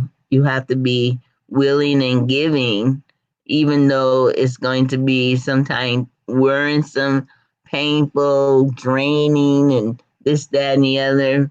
But at the end of the day, like how I shared with Lioness Divine, um, I will not go to sleep without um watching something funny, not something disrespectful. I like to watch kittens and puppies and animals playing, like the silly videos where they're acting silly and stuff like that. Something to make me laugh and something to also nourish me, my spirit, still focus on not only humanity, but the animals and Mother Nature and stuff is that. I gotta see that there is a silver lining or a golden lining on the other side, just to keep me in balance, because it is once you learn these things that has been hidden from us, it's very aggravating and it comes with all different type of emotions because you're seeing things that needs to be changed and you see the suffering, you're feeling the suffering yourself, and you want to, and you're part of contributing um to the advancement of our people. And it seemed like it just ain't coming fast enough, but the divine says hold on because she's putting us, moving us very quickly now. So true love flows out like water and can be nurturing all who want, who will drink from it. That living, that cool water, that loving water, that compassionate water. Because this is what people needs when they've been abused and exploited and demised and mistreated. They need to know that they are significant. They need to know that people see that they are here and that they're worthy of respect, because we all breathe the same air. So we're not to fear anybody who has to breathe the same air we fear. We're not to disrespect somebody who breathes the same air. We are to be giving, and but we still have the authority to have limitations, because some people have to learn through their own struggles of in order to have a mature mind for themselves because we're not going to be all in the same place at the same time. So and the divine would allow that those choices to be made and would be made very clear, so it's like every day I go out, I don't have enough money to give to every poor person that I see with their hand out when you come to a stop sign at a light, where they stand out there, asking for change and asking for monies, dodging in and out of cars, trying to get money. I just don't. So I'm just grateful for what I can give, and then I give it from my heart. But then again, sometimes I do get a little dampered in my spirit that I run out of money to give. And so I come across somebody, I felt like if I didn't give it to the one person, I should have gave it to this particular person because they feel like they really needed more than that person, So, but it's just, just having a humble, compassionate heart. The divine takes notice of that. But at the same time, we can't determine absolute um, what it is and when it's supposed to happen. But just know it has to happen in order for people to know and to understand that they are loved and there's a divine spirit that only focus is on those who are suffering and the children and the people with the feeble needs, the elderly, they need to know that in spite of the upper class always talking about the rich, and then you have the people who made it to the middle class who don't mention the poor, but still everybody steps on the first step at the bottom where the poor people are at to get to where they are. But nobody talks really about the poor, the homeless. They're closing down shelters and you got elderlies on the street, you got youth on the street, something has to change and we're part of that change. once we realize that we're not fitted in the world system, that means we were sent here and awakened to recreate what was from the beginning as the originators, to expose the falsified duplicators so we can reestablish that divine order and balance. True love is untainted by wants, and true love desires only furtherance of true unselfish love. So true love is strong in the right, and true love is indignant in the face of deceit, and true love is kind, and true love is compassionate, and true love is caring. True unselfish love is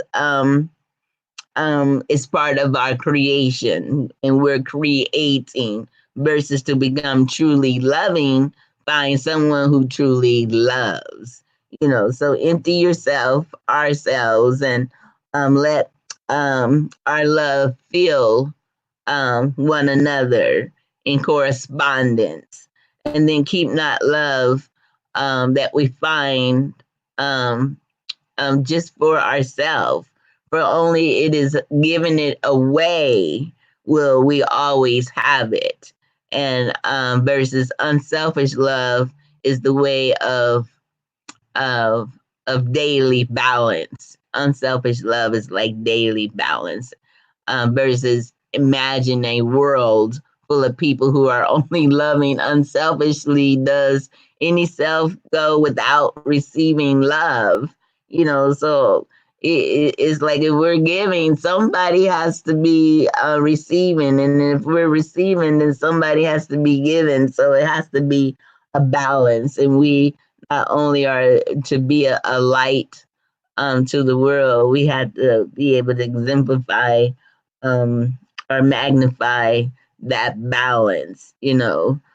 So we will not always be the giver. Sometimes the divine spirit allows situation that we will be receivers, but our mind should always be about helping, giving, and it doesn't always have to be financial. Give a smile, give a hand, just touching somebody, on the shoulder, or shaking a hand, or somebody behind you or in front of you in line, because I've had it happen to me and I've done it for others, where um, somebody just say, I'll pay for your groceries, or, let me do this for you or that for you.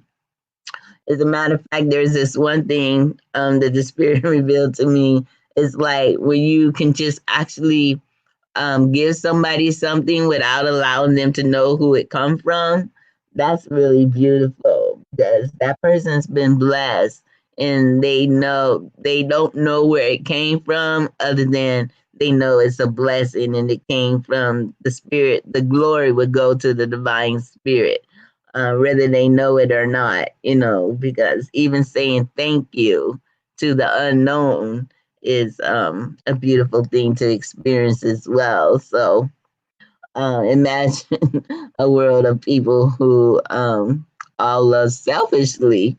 Do any go without receiving love? No, none of us receive. So I'm going to um, switch over to see if anybody is still if anybody wants to come forth in the video part, and then we'll pick up tomorrow. Well, I'm gonna try to do it earlier, but keep in mind, love. Um, if our thoughts are not accompanied by feeling unselfish love, can what we are thinking be correct? Um, So, since we want to know what love is, we have to be open to find out what love is, and then actually give it away, and um, returning it is in honor and glory to our everlasting divine parent. So, um, that's part one, and um, we'll address more tomorrow. I was only wanting this to last for an hour, but okay. So let me switch over and see if any. Mm, okay, let's see who's still here because it's 10 something now. 10:37. I'm still looking for my balance. Oh, yeah, ER. Yeah, it's heavy. Um. Okay, so I'm going to put um the link in the copy in the link into the in my part clip. Let me see if it's gonna go there. Okay, so you for you who have not um been in the what do you call it in the video in the stream, you're going to be prompt. Just follow the prompts, and then once they allow you to come in, then um, and then I'll be able to put you, and then you can speak and share, ask questions, add to, and we just make this a communal conversation. So I can learn from you as iron sharpen iron, and you learn from me. And we just teach and help one another. So, okay. So this is the enter. Okay. So, and I'm gonna open up for. Let me see how this goes. Let's see, two. Well, I think I can put up to three. So me and two other people share screen.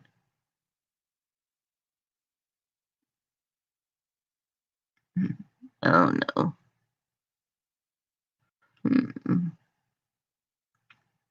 You're sharing these with too much.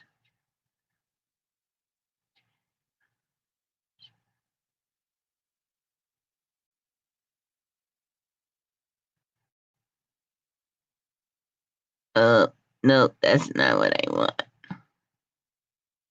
Entire screen, Chrome cancel. I guess when if somebody comes in, then that's when it'll show that another box. Kia ER, you say you like silly.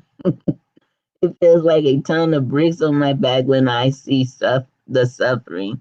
Yeah, it really is. It's like, oh, it's like it's it's like wow.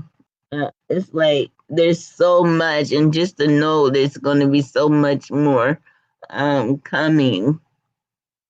But that's the reason why it's important that the right message get out there, because the harvest is plenty, but the laborers are few. All the people need is to hear some encouraging words, some uplifting words, because we've had more than enough time to teach about the different subjects of awakening, concerning politics and religion. But now it's like they need to know that they are um, special because it's about our time. Those who have been exploited and mistreated, it is our time. And this is the reason why they're attacking even the low income community because they know, even in their own teachings, in their own book, that the first shall be last and the last shall be first. And the teaching is also there where it says that the divine spirit would take the foolish things of the world to confound the wise, and the weak things of the world to confound the mighty. and basically, it doesn't even matter what it is that we might see in ourselves as unworthy or insignificant. The divine, we are the apple of her eye. For those who don't see our greatness, it's because it's within us and it's about to be manifested. And how can a people be under woe unless they see and recognize the people who they've rejected is the greatest, is the cornerstones that the builders rejected, and we are the most important part. So you can't build a house or build a anything, whether it's a community, government, school, or whatever, anything of educational, uplifting, and protecting, providing, counseling, and comforting without considering the different age groups, mindsets, different personalities, characteristics, but making it all communal and making sure everybody's needs are met without considering the young as well as the old, the poor as well as the wealthy. And it's even more responsibility of those who have to make sure that those who have not do have, you know, and see those the ones us when the divine bless us with in a wealthy way, we know exactly who it is that needs the help because we've shared in that suffering and pain as well. Okay. Divine, Hootie Hippie, are you still in the chat room? I thought your picture was gonna be the first one to pop up, and you all don't have to show your face. There is up to you. You can just speak if you feel like you're not presentable, but you're always gonna be presentable because it's beyond the flesh. It's like that inner spirit.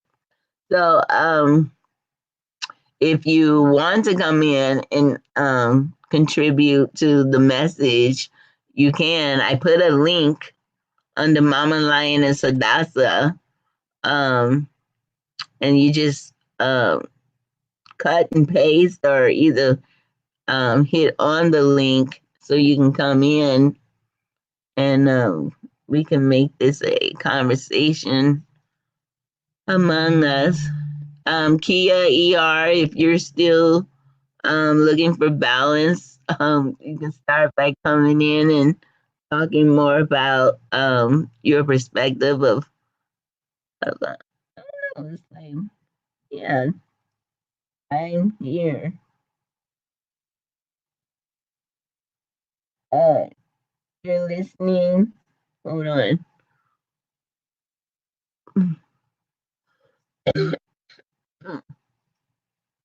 Yeah, I'm not getting. I can see. I have to look over here at my phone and the text, the chat room messages, oh, the chats are not lining up with the one I have um in my StreamYard chat room. Because the one in my phone from YouTube, excuse me, um, it says I'm listening. Hold on. Divine says I'm here. Kia ER.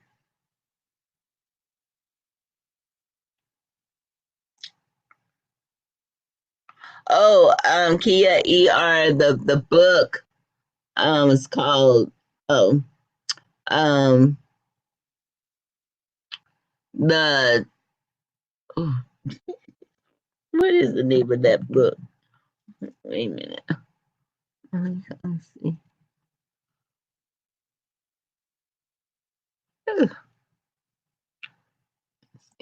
Had to open up the other monitor. Okay. Let me see.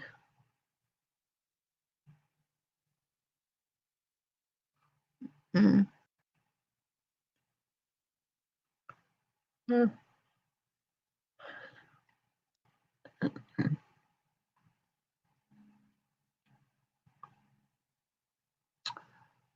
Okay, so let's see. What's the name of the book? I had to look. Let me see. Love. No. Um. Oh, the children of the not the children of the corn. Let me see. The children of the children of the law of one. That's the name of it. The children of the law of one. There's two books. There's one by somebody named Ra, R.A. Now you can get that book, but that's not the one. Excuse me, that's not the one that was recommended to me. Because it appears like there's some conspiracy or something going on um with the one written by Ra.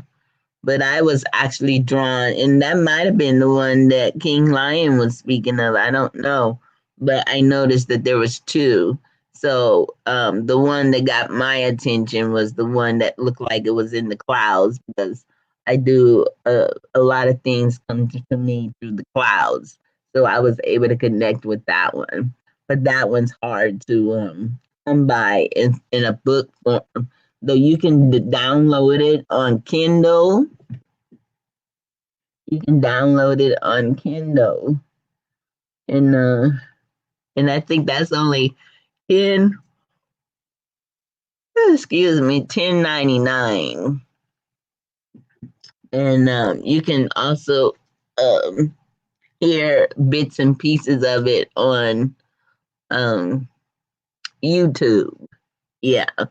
So, but yeah, you can. Okay, so nobody wants to come in, and um, I'm unfortunately getting that in that sleepy mode again. I was really hoping that you all would have came in. So I'm gonna put my email because I doubt if I'd be using um, YouTube again because they got too many stipulations, and I don't like the idea that you can since they're doing um not allowing our freedom of speech. Okay, ER, you said you was trying. I wonder what happened. Why I didn't. Hmm, I don't know why you did. And I think it must have something to do with the YouTube thing. That's a shame. Hmm.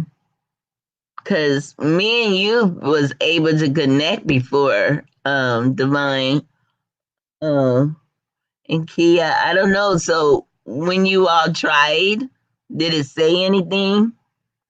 Oh, Kia's in. Kia's in now. Okay, let me see. Let's see. Kia. I see your name popped up, but I can't seem to get you in. Let's see. Add to screen. Okay, I Okay. hear you. Oh, there goes Divine. Add to screen. Okay. Yes, I'm here. I'm just computer illiterate. Oh, I'm here that's okay. too. Yes, I'm yes. here too. Oh, okay. So I okay, so I can No, I see don't want Kia. anybody to see me. Yes. Hi. I can see you, Kia. Oh, hey. Oh, I'm in the dark. Let me turn on my light. Hi. Huh? Okay. And Okay, Divine, I'm I here too. just okay, I'm here too. okay, Okay. I'm here. I'm here. okay. I'm here. But I'm myself. I have a charcoal mask on. You got a what? Charcoal facial mask on.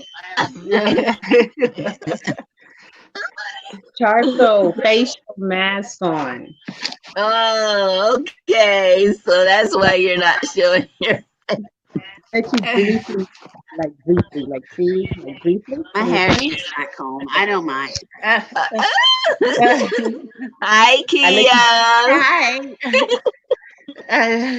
How are you? I'm doing great. How are you? I'm Divine. Hi. So where you calling from? Where are Uh, you? Hi. I'm in Las Vegas. You're in Las Vegas. Yes. Yes. You like living in that fast-paced city. Oh. Oh. Yes. But Okay, I'm a so slow paced girl. huh? Okay, I'm gonna put this one down. Wow. Okay, so your device, you're actually gonna have to mute your Your video. YouTube. Yeah, Okay. because we're getting feedback. Oh, I turned it off. Okay, it's much more quiet now. I turned it off. Okay. So ladies, okay, Kia. Okay.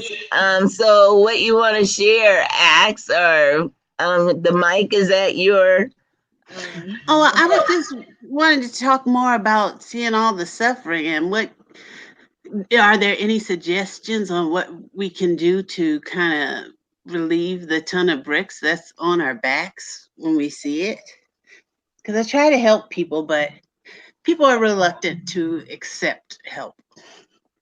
yes. Now see, that's where that part comes in. Where we have to understand that everybody's not going to be receptive, even though they look like they would be because of the condition that they're in.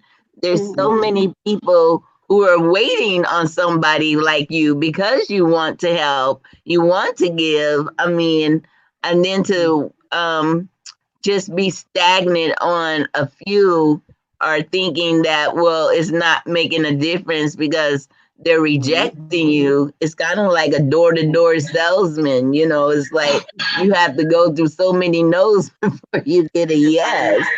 you know and a lot of people just want you to hear their story because they know that it's difficult out here, but when they know when people come through, feeding them, clothing them and this, that, and the other, they appreciate that, but they need to know that this is not going to, the situation that they're in is not where the situation where they can end. So we have to give like encouraging words. And sometimes, like me, I just pick one out of hundreds and just try to spoil them basically for the day or whatever the case may be. Or like I like to go to the Dollar Tree and then just buy like a lot of stuff that that the food truck or the things that they don't actually give. Like they might give what do they give other than, now if you go to like they go to a shelter, they have a clothing closet, they get food, shower, and stuff like that. But I noticed when I bought like socks, underwears, toothbrush, toothpaste, soap, lotion, conditioner, those little poncho raincoats, and stuff like little things that we take for advantage. Don't like really consider that can just make their day. And so I'll buy stuff like that, like bags of it, and just periodically, just find somebody to make a little bag for, getting something out of each of them, and just put it in a bag, talk to them, give it to them, and they always smile and they're always happy. But the part is where I think Nikia, where we all having that mother nature within us, it's like we find them in that condition, and then we try to be a comfort to them where they're at. But then we have to turn around and walk away and still leave them in the same place we found them. I know. That's what gets me. Yeah, that's what really bothers me. And Yeah. that's where it's going to take unity of sisterhood coming together, and being able to do more with each other, creating some type of, well, I'm actually working on, and hopefully eventually somebody will eventually respond in establishing like a 24-hour retreat, for not only the upliftment and the encouragement and the preparation for them to realize that their low self-esteem can come to a higher self-esteem, and then in return, by they getting themselves together, they can turn around and go out and set up another lioness pride someplace else, with the root of Ubuntu, because we are, because of one another, and that's a whole nother subject that I'm going to bring forth in reference to the Queen Mothers, the sisterhood, the council with a CIL as well as the SEL. So, but those are the type of things I won't be discussing necessarily on YouTube, because you when you're at war, basically, and you have an enemy, you learn the tactics of your enemies, but you don't share your solutions with them. Okay. Amen. Yeah, I understand that. Yeah, yeah. Yeah. Divine, you want to add to her that? Um, yeah. Um, when how do we help the world? I think that what I do is that by just being in places where you can counsel, when needed or when they come to you, is what you can do. Because I think that when we put ourselves out there and keep going to people who are in need, that's sometimes that's when it's most rejected. And then sometimes if you just live with by doing the actions, then people come to you, and it feels like it's equal, it's equally balanced. Because then it's not the animosity, and it's not the attitude. But that's a problem I have with taking it so personal. By when I put myself out there, I feel, and I help people in need, and then when it's rejected, and this platform that Mama Lion spoke on today, it really hit home, because that's exactly what I was feeling to a certain extent, and clarified that basically it's not about us as taking it personally, that we have to keep being the bigger person and rise above it, and just stay on course and stay on task on what we feel and what we do from the heart, period. It's all from the heart. It's not for for something to come back to us. We're doing it because it's just the right thing to do, and it's because it's our heart, and we go forth from that. But like you said too, because of personal experiences, it kind of gets confusing. Yes. Yeah, that's true. It is. it's kind of hard to keep your personal feelings and your heart out of it when you're Yeah. doing something for And not somebody being taken else. advantage of. Yeah, Mm, that's no. true. Yeah. Can can I talk about what I went through this week with Yeah. the young? Yeah. I'm gonna Okay. step away. About 3 minutes. I'll be right back. Go ahead. I mean, wait a minute. All right. Well, Kia, you already know. But okay, Okay. I'll tell them. Wait. But that to the ladies in the chat room. I think some of you knew what I was going through with my daughter. With what she some things going on with her school, and my daughter became like a bully. And I reached out to the mother and was talking to the mother. And I was trying to, I gave the mother much respect because she is another woman.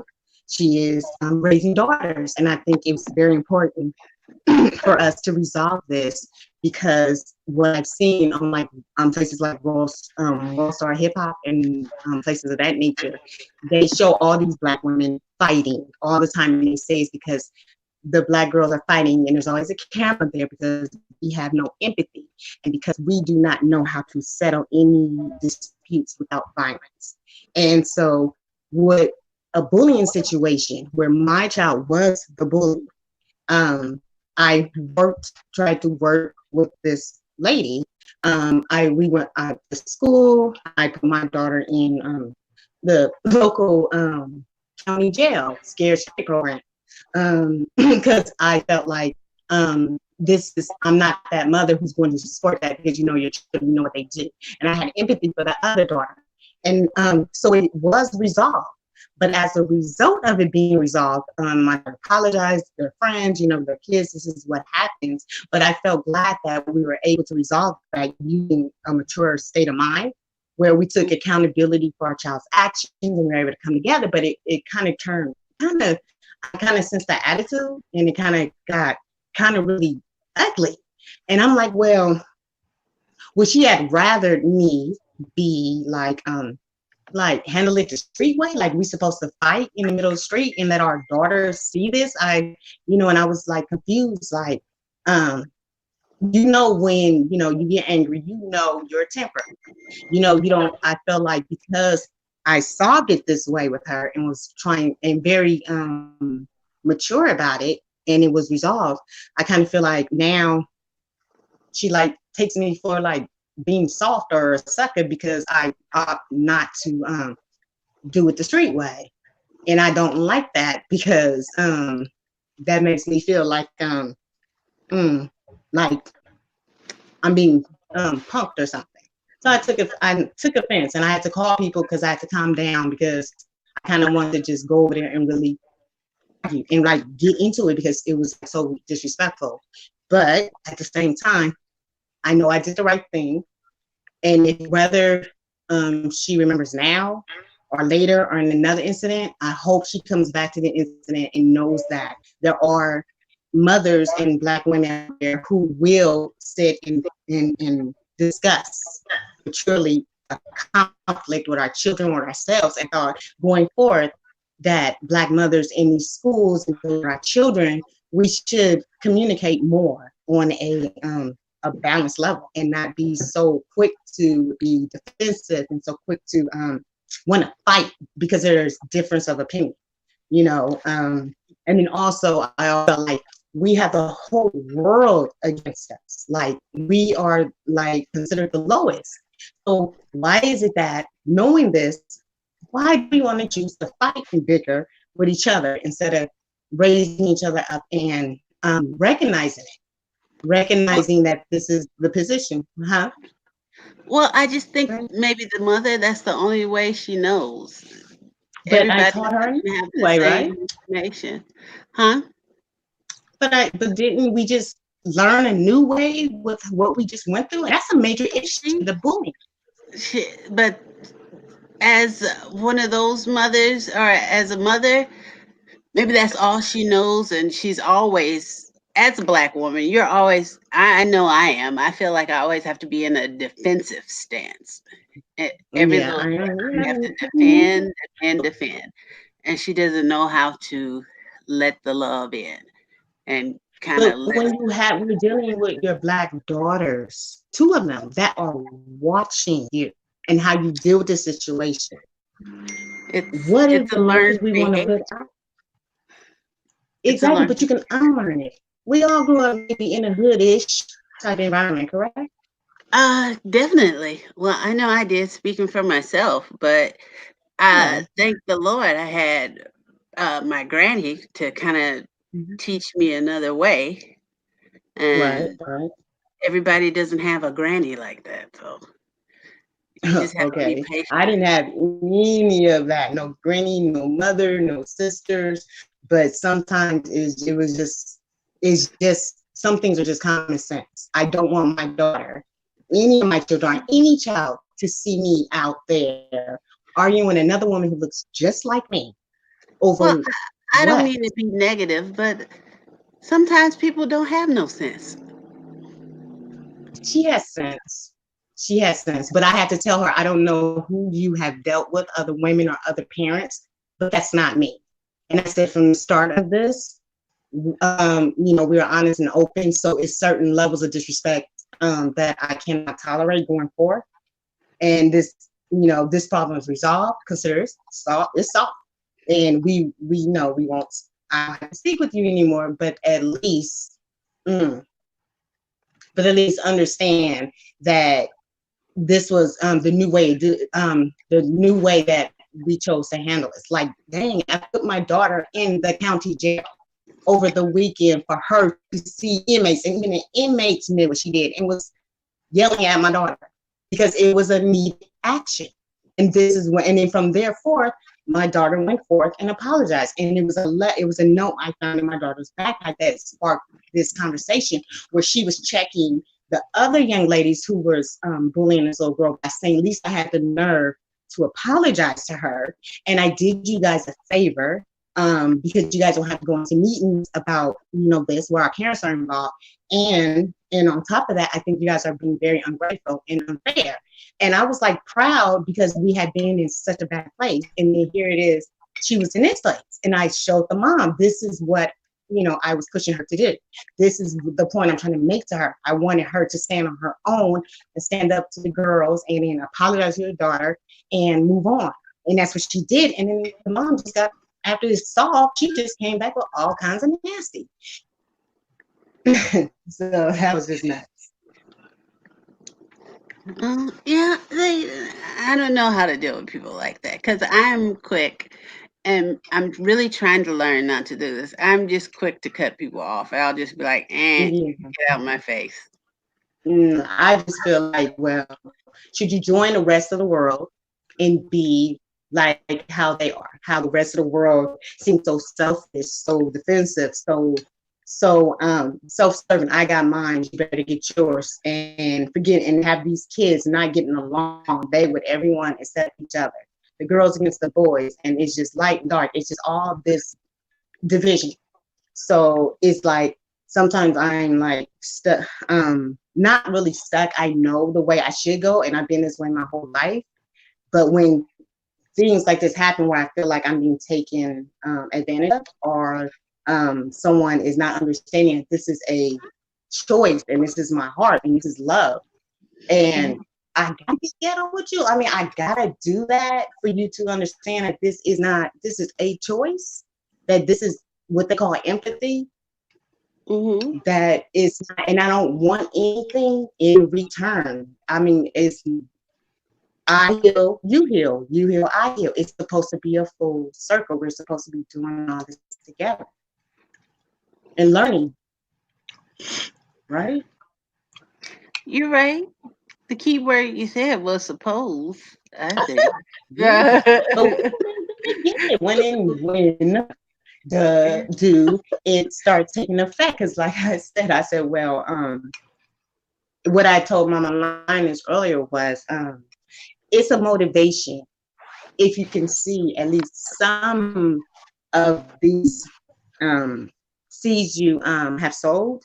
If you can see the outcome, like they went and they took that to another person and you can see it.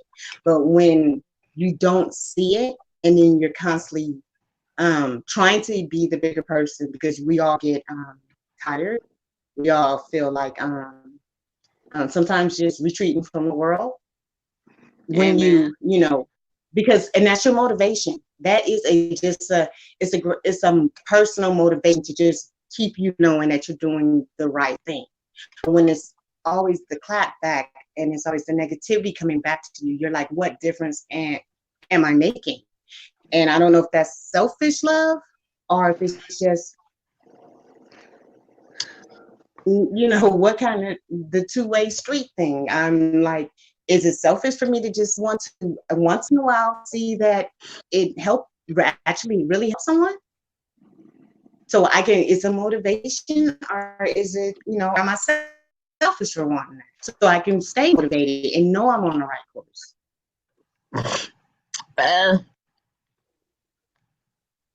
Excuse me, I was eating some soup. some of that homemade soup I made.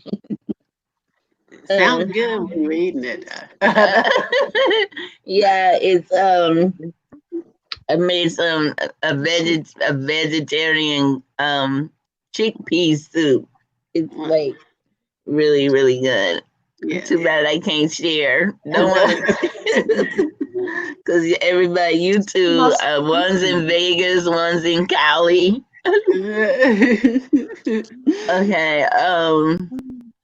Yeah, I was thinking. Okay. I lost the screen.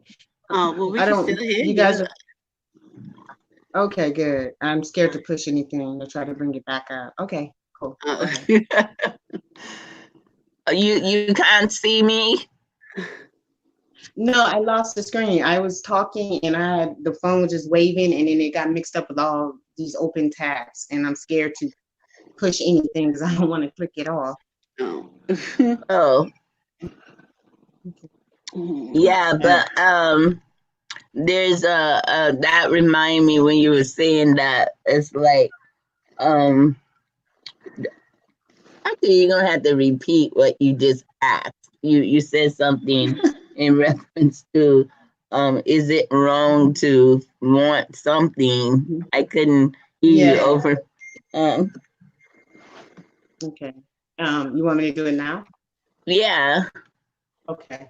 I was saying that I've been away all my life, and I feel like, is it wrong to want to see, not in a financial sense, but just see some kind of that if someone's going to pay it forward sort of thinking, to where you know you're on the right page and doing the right thing. And when you're always getting back that negativity and blowback from those that you've helped, or you know,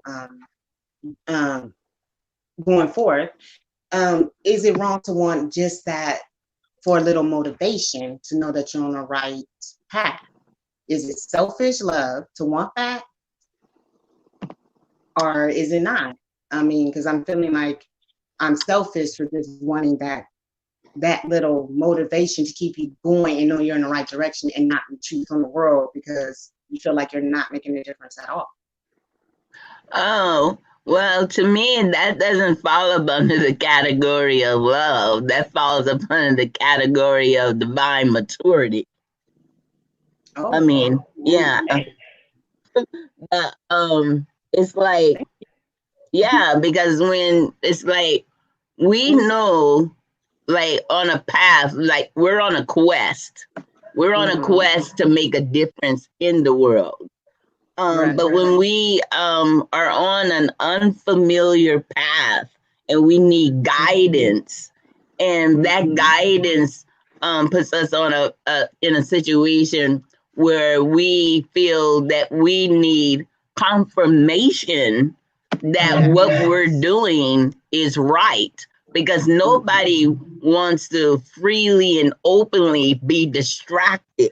I mean, because we know that there's opposition, it's for distraction, it's for stumbling, it's for strongholds, it's for confusion. So the desire to want some type of revelation or manifestation based on what we've done so far is nothing to do with love. It's just the maturity that we need of being confirmed of what we're doing is in line with the divine spirit of what we're supposed to be doing at this present time. Because we already know the end result, that the divine spirit's thoughts of us is not of evil, but of good, to give us an expected end to oppression, to a new beginning, to upliftment and empowerment. So we already know that our needs are going to be met. We're going to be, we have a destiny to get to, and we have a legacy to live. And it's not going to be manifested to its fullness and its absolute, in a world system that we're living in now, where their whole purpose is stealing, killing, and destroy. So, what would we prosper for gaining something in this present time when our focus is on, after their time has come to an end, that we rise and begin that new beginning? So it's not about love. It's just the maturity and clarity that we desire. And the divine spirit will give it to us, but it might not necessarily come in the form that we feel and think that it shall be, given or manifested. It comes in other ways. So we just have to be open and just recognize how the divine spirit, is not wavering, but she would always make sure that our needs are met and not necessarily our wants. Oh, yes, that makes it. That's why I said you were on point in the chat room. Okay. That's what I said. My God, right on time. Wow. Yeah, I got that. Well, that was, but you believe that was the divine mother speaking right there, because I don't know. Me neither. Yes, I'm so grateful. So grateful. I always ask the divine spirit, on the inner side of me. It's like, I don't have the answer to that, but you do. So the divine just takes over. So she's teaching everyone who's got ears to hear and understand. It always comes from a book, from another person, from a song. The answer, it always comes. It's this circle. I think it's a whole complete circle when everyone's contributing and helping each other. Yeah. Well, I just hope I can help people. Yes. Sometimes I feel like I'm not helping. Well, who knows? Hopefully. I just have to pray to the universe. Yeah. And the universe is unmeasurable, unconquerable, and actually unnameable, because it actually is it's like the most beautiful thing that the divine mother showed me one day, when people are trying to define her presence, her spirit, who she is, by giving, because when you name something, then you're supposed to be able to define something. Well, the divine is actually unnameable, because who can name something, a spirit that is self-creating? If there's nothing created, it creates everything. So the divine spirit is what it is, existence. Because even when we close our eyes, and we see nothing, we know there's a presence of existence. So that is, you can't get no higher, no lower, no depth, no width, anything beyond just to know that the divine spirit is existent, because nothing comes forth. Well, there has to be an existence, like present. So the divine spirit is like, let me know that existing, or just the mere existence of life is the divine mother. What they call in science, they say that the universe is like nothing but a black womb. Mm-hmm. Well, yeah. A black womb that bursts everything into existence. So it's like with that understanding and knowing that the richest soil of the earth that brings forth the best and the most beautiful and nurturing fruit comes from black soil. So that's the reason why, as it is above, so it is beneath. And then for the wisdom of the cosmos and the wisdom of Mother Nature, they had to create a reflection and an image of themselves. And that's the reason why the Black woman is the first to walk up on the planet, because she is the first life giver, the first life sustainer, and the soul and the power and authority to even reclaim. Because it's either going to be birth living or birth, unfortunately, stillborn. So the woman actually has the power over all life, where men may not even, they can't even phantom that men are actually beneath us, but not in a degrading way. But keep in mind, we do not have to strive to be equal with man when we have a womb that places us above man. So it's like when male children as well as female children are birthed, it comes out the lower nature of the woman. So, but her wisdom is up here in her mind. So that automatically puts what we birth out as we as superior, and they are, I don't want to use the word inferior, but I'm just saying, is to put things in concept, in its actual concept, is to know that that the woman is the greatest image and the significance of the reflection of what they call God. Well, I say God is the glory of divinity, because the divine is like the essence and the nature of the creator. So, which is to be life giving, life sustaining, and life reclaiming. So the oppressors, from a biblical perspective, it wasn't about men fighting wars.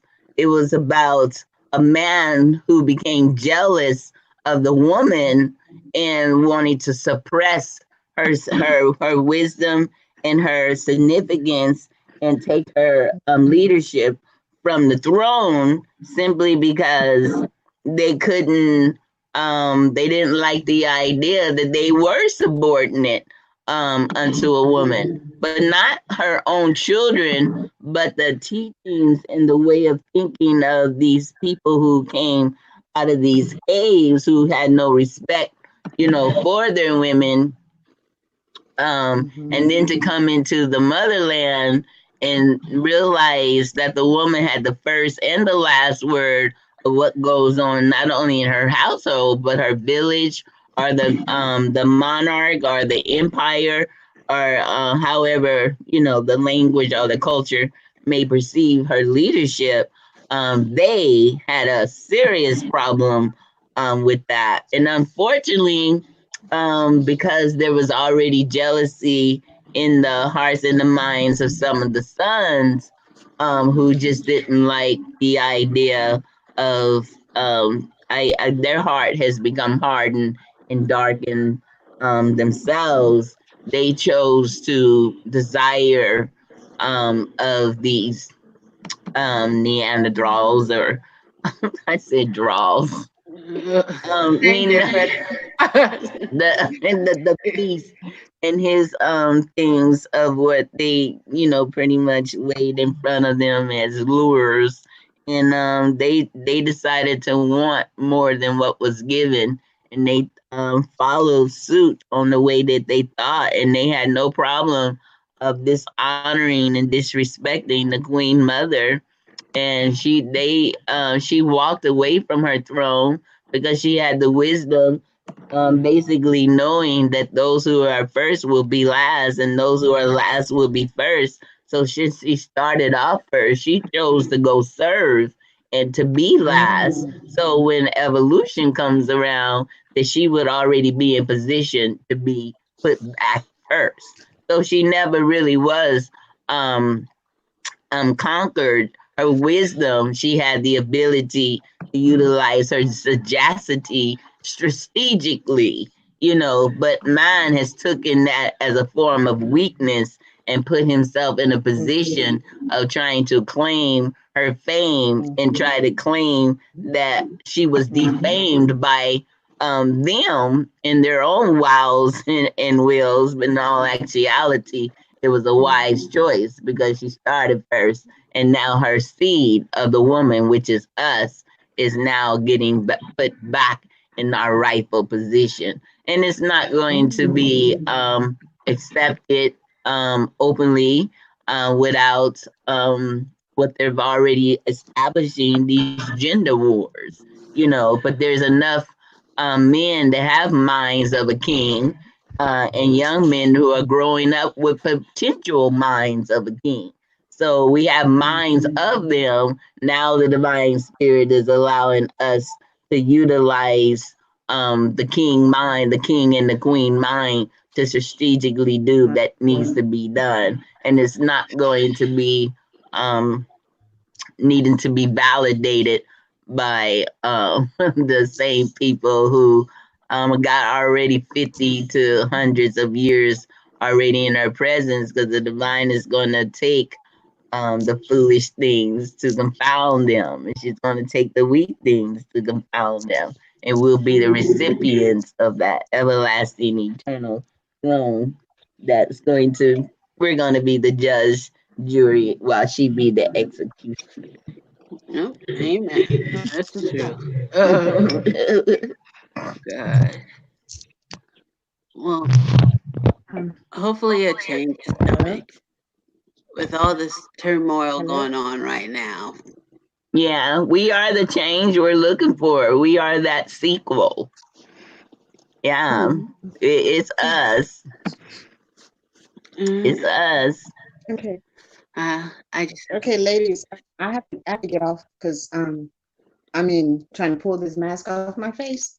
So I have to go wash it off now. So watch I'm out. gonna Don't put it on let your you. eyebrows. Oh, I well, that's didn't. It's that okay. cargo mask, and I tried to give you guys a glimpse when I put the camera on briefly. Did you guys see it? When I was No, let No, me getting see. Let started me off. see. let Let me me see. Okay, don't. see. We probably can't even see it. I know. If Okay, I'm here with my hair in a big knot, you can show your charcoal mask. okay. So, um, how do I do it? Yeah. Oh, okay. She done dropped out. You dropped out. Lord have mercy. Unship, did you get the link? Do you want to come inside the steam, the what do you call this? Um this, what do they call this? Well, the Video video chat. chat. Yeah. Sonship servant Mendiola 3. Yes, ma'am, Lioness. Your research definition of agape is correct. And that's exactly what I meant. Yah's agape toward us, father to his children. Uh-huh. Okay. If you want to come in, so you can share your voice, your words, your thoughts, audibly. Feel free. I'll put in the link again. Let me see. Share. No, not that one. Let's see. Invite.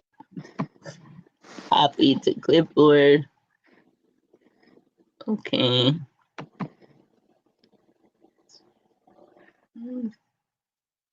Paste. Okay, so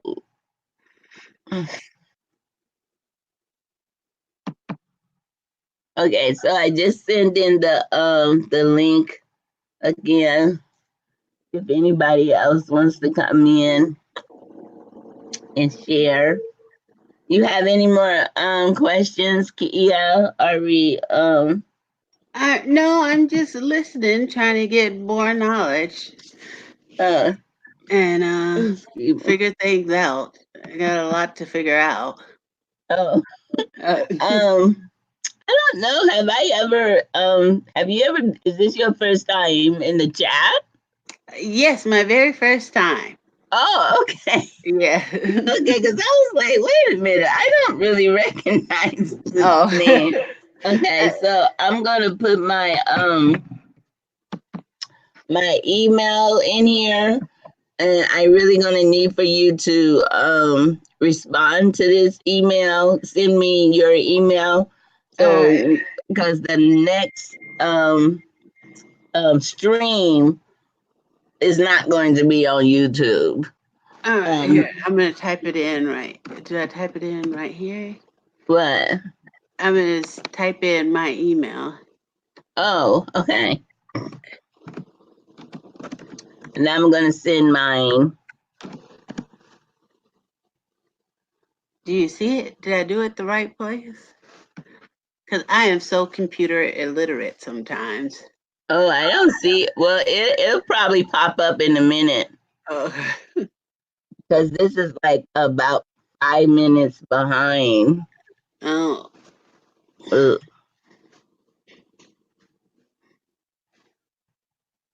Okay. Um.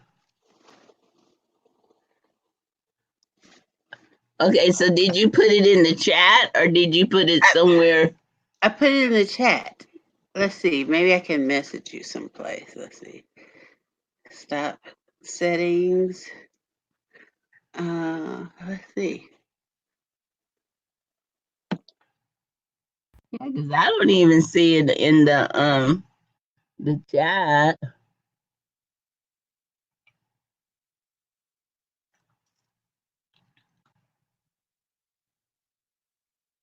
Oh, what happened to you? Hmm.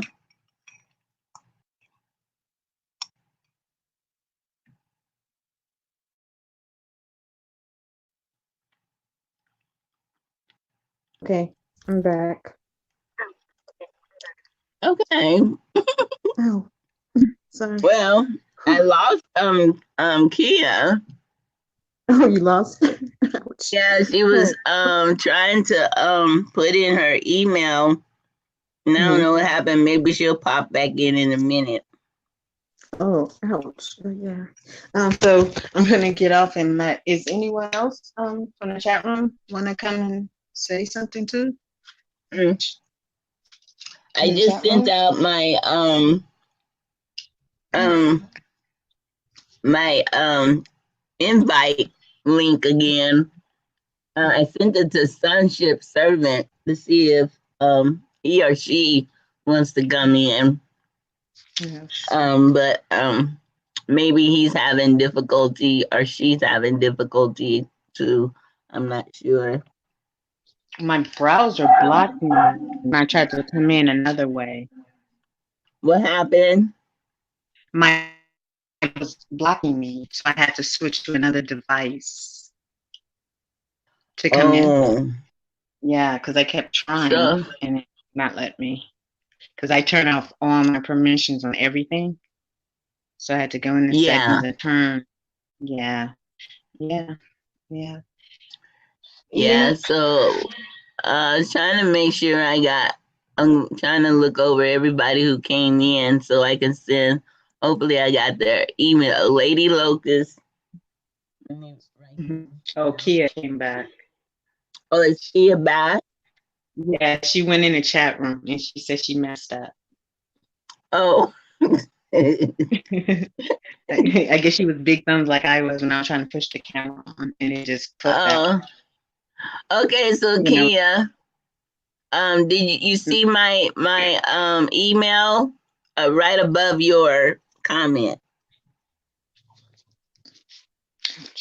She Oh, said. okay, I see. Okay. Well, She said, she says, oh, are you coming back? Are you coming back? Coming back? Oh, wow. Coming back? I'm asking her if she's coming back. oh, Oh, she said yes. She's coming back. oh, okay. Are the rest of the ladies still there? Well, my feed says there's 5 people in the room. Oh, okay. It was a Oh, total of about 10 or 11 at one time. okay. That's a great turnout. Yeah, That's a great considering how long I've been gone away. Right. So I think that this was really much needed because it just seems like every time we something like this happens in our lives, I feel so supported and so I feel it's a confirmation every time I speak about it and then find out that you or someone else and it's all happening to all of us. It's not just you're not Yeah. alone. That is such a Mm. great that's a But wonderful thing. we don't necessarily want somebody have to, you know how they say misery loves company. Right. Yeah, but Right. since we're sharing the same misery, we know we're part of the same family and we're going to overcome all of this together. So we're Yes. put in a fold or a pride that's going to allow us to nurture and sharpen each other. So Mhm. It's like coming home. Like if you've been mhm. out on an outcast or you've been ostracized. Yeah. Okay, there Kia, she Uh, made it I'm back. back. I learned how to do it. Now Oh, I'm an you like expert. Not really. I don't know. Goodness. well, yeah, well, I'm glad you made it back. Now, see, now, actually, Zoom, you can have more than 3 people. I think you can have like 10 people at the same Um, time. It'll well, be yeah, all that's what I around used your to use at screen. work. Uh, That's what I used to use at my old job. It was a lot of people all at once on on oh, Zoom. at Zoom. Yes. Oh, okay. Yeah, I might be using that tomorrow. Mhm. Either Zoom or this one, and just don't know. Well, hopefully, if I get a good, nice little whoever the divine spirit allows to come this way, but I know I won't be using YouTube Oh, all right. because I was like really reluctant at even tapping in because if you all was to go in and try to do a live Mhm. and they'll let you set it up and everything. And then when you go push to go live, then this big old box pop up talking about is this for directed specifically for children? Um and then they ask you another thing about children, and then they talk about the law, they talk about their new policies, they talk about Oh, goodness. you know what can happen, and they tell you to get a lawyer before you answer the questions. Good Lord. I, So what if you just doing it's like a a, makeup tutorial or oh something? my God, goodness! I goodness. was like, oh, this is just too much. As a matter of fact, Lance Scarve, Mhm. I noticed did a video. I don't know if it was today or yesterday, but it's titled something in reference uh, to what happened to me. Um, begins with knowing because okay, sonship. Why his or her? I wish she would make it. Community begins. Oh, okay. So it says, sonship servant Mendiola 3. Mama Lioness, community begins with knowing, plus Black is the base race, plus, but until then, we will continue to be a community of social tolerance. Now, that's one word, the divine. Like when it was something that I read, and one of the first word was tolerant, and it was like I felt the disapproval of that word in my spirit that came from the divine, because Yeah. the divine, you're speaking of the biblical most high, or what some might say Yahweh, or they have different ways that they pronounce the name, but it says that spirit does not tolerate no rivals.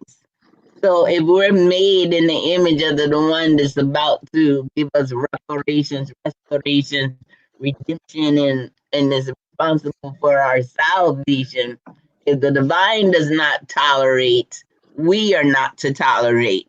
Because what's the purpose of having a distinction between those who are of the divine and of the spiritual realm versus those who are of the world and gain the world, but yet still lose their souls? We are not to tolerate um, those things that they create to allow people to be subordinate to the things of this world, instead of them having the counsel and the wisdom to distinguish what's in the world to be beneficial for the world, instead of destroying the world for the benefit of convenience for people living and trying to, project their own world.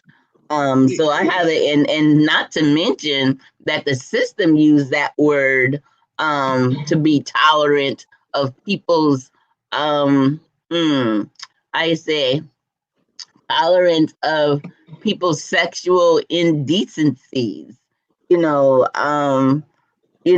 be tolerant of police brutality, be tolerant of miseducation, be tolerant of them destroying nature in clean air and clean water and earthly grown food instead of GMOs. No, I would not be tolerant to. I can't. It's not even in me to tolerate that type of foolishness. Yeah. Now if you can define it in another way, with another word, maybe I can consider it. But the word Maybe not tolerant, tolerant, maybe like mindful or something. yeah, maybe mindful, but then mindful for whom? For what? I mean, this is the problem. So many people have became pacified. They have been desensitized. They it's like we people can see somebody hurting somebody and then not even think nothing of it. They'll pull out their camera before they pull out the phone to call the police. I mean, then what police can you trust nowadays? No, I think we just have to do it ourselves. You can't trust the police. I Yeah. remember my uncle. Well, I don't want to throw my uncle's name out there, No. but whenever something went down in the hood, people would call my uncle and not the police because they trusted my uncle before the police. Yeah. I think we need to have a community policing. Yeah, that's the way that's what the whole lion and lioness pride is all about, protecting one another. But it's like men, unfortunately, but there are some out there who knows the truth, but they're so far in between, because they feel like women, they utilize that platform of feminism. Um, Feminism wasn't a feminist or feminism or something, whatever it is called. And so they like to use ear bites for whenever a woman utilizes her nature as a feminine, manifestation, but yet she's still strong in the mind because she is considered wisdom. So whenever a woman takes notice of her affliction by a system or a religion or even a mate or a companion, husband, or whatever the case may be, and when she speaks up and speaks out, she becomes this self appointed label by the oppressors to separate her divine order as a feminist.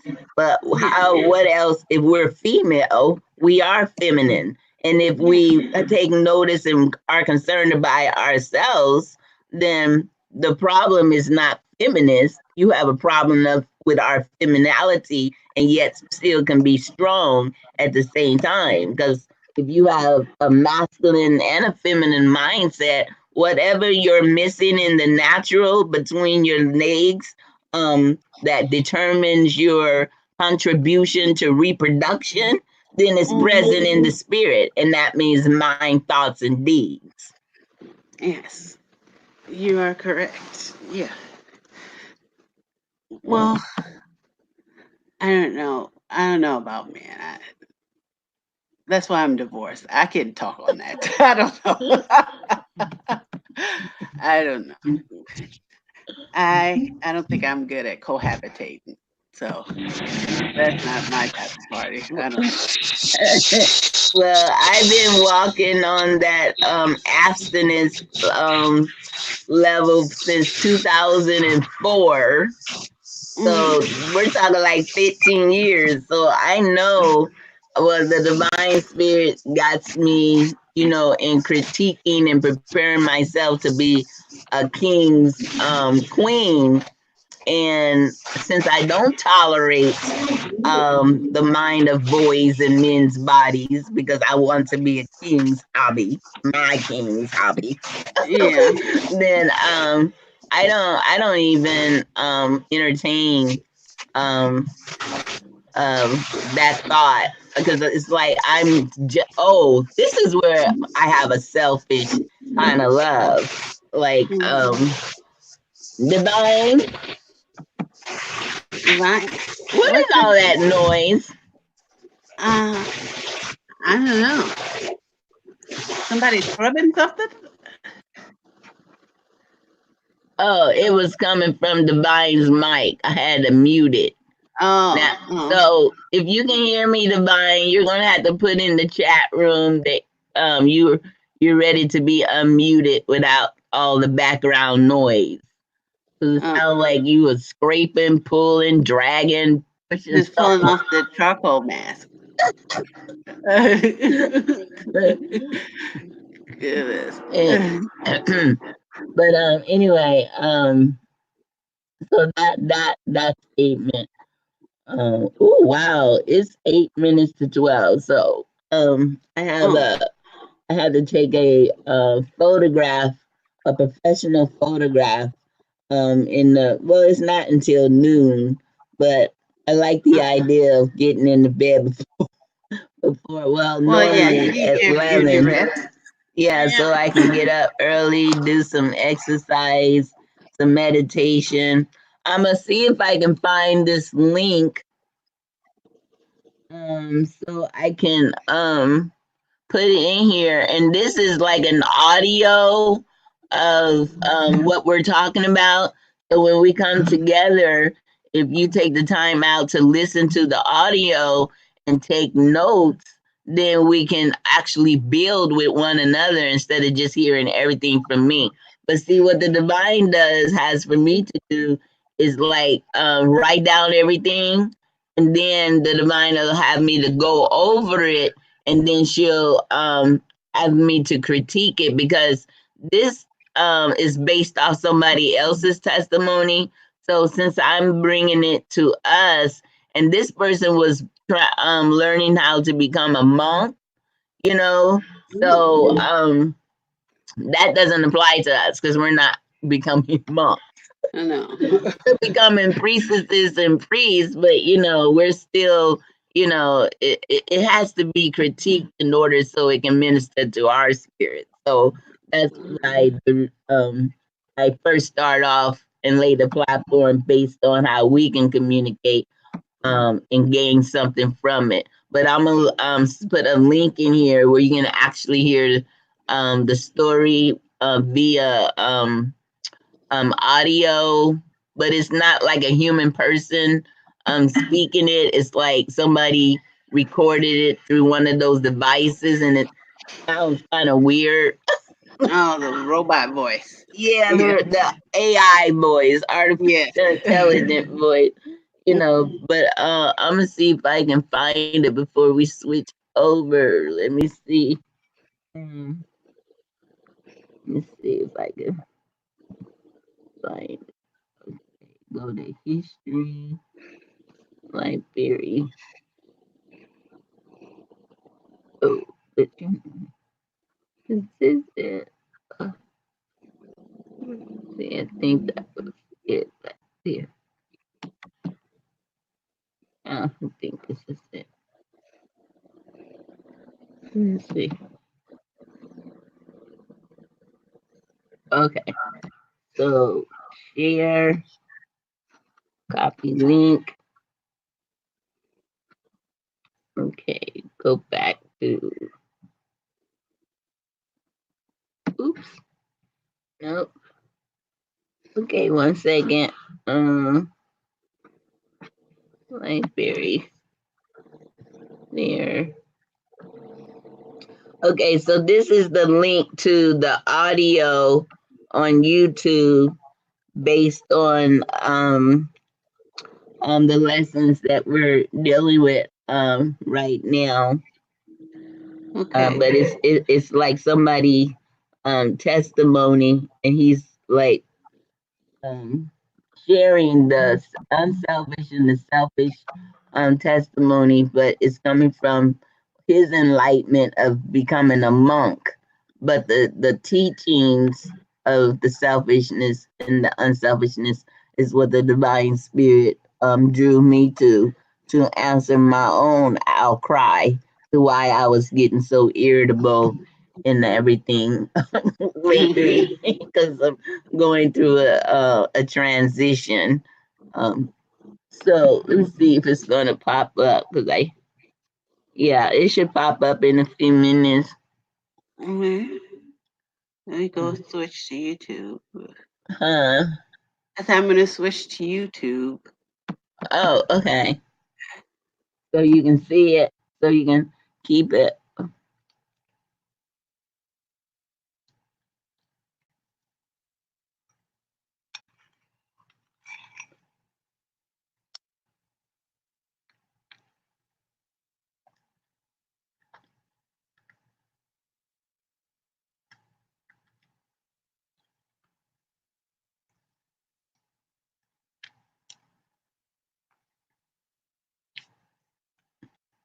Well, I try not to actually let you all see me eating. But I noticed when I tried to put up just a little thing, it says if I oh no, wait a minute. You still there? Oh, Divine? You guys muted me. Yes, you guys muted me, so I jumped in the shower. Yeah, because you was making so much noise in the background, like if you was dragging a cardboard box across the room or something. I was trying to get this crap off my face. It was the mask. I had to get in the shower to get it off. That's because the phone was by my face. I was in pain. I was crying. So I was like, I know that couldn't have been your face sounding like that, Divine. Was my face. That was that charcoal on coming off of my face and me crying with it. Yes, that was my face, Mama. And so the cardboard being left across the floor. Oh my goodness. I thought you was dragging like a cardboard box across the No, floor or no, something. it's Oh my actually god. not. I Oh had it on my the whole show. I had it on the whole show. what? That thing, I had it on the whole show. So it's like I had it on for hours. So trying to take that thing off, that's what you were hearing. Oh my gosh. Do you even have a face left? Yeah, but I look good now. and it did its job, but it's painful. But yeah. Oh Oh wow. my goodness, That was that my sounded favorite. rough. And that was your face. Oh my goodness. Well, my face. Well, I don't have It to go was funny. listen to kittens playing or watching them make silly faces and stuff Oh, now because that was my laugh for the close of the night. okay. I thought you Oh were my literally God. dragging something across the floor. I was Like dragging really it. struggling like a big old heavy box. You just Oh my. dragging it. My face. And that was your face. It was my face. It was dragging that charcoal off of my face, across my face. And I guess you heard it when it grabs the little hairs, when it grabs the little hairs on your face and take them up. I think that's what you were hearing. That cluck, cluck, cluck. That, yeah, it was Oh pulling my, hairs. oh my goodness. Oh my So with that, goodness. I'm gonna go because I'm like thoroughly embarrassed that my face sounded like some cardboard dragged across. I wouldn't have never imagined that's what that noise was. 'Cause you're gonna hear it. Just go back like 10 minutes after the video, right before closing. You're gonna hear what we heard. It's that was Yes, it was. It was my face.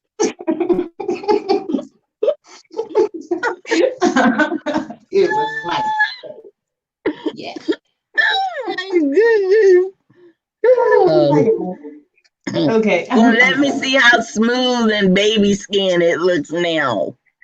No, I jumped in the shower. No, okay, let me make sure. Huh? It's okay. Kia said your face is baby smooth now. Yeah, it is. Okay, I gotta go.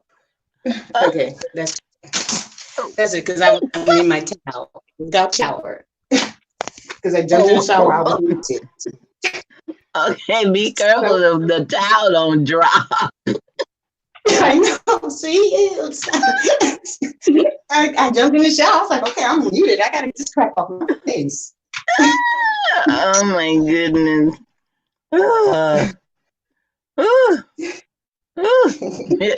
It was my face. Yeah. Thank you. Yeah, but laughter is definitely good for the soul. Thank you for contributing to my smile for the day. Unwilling.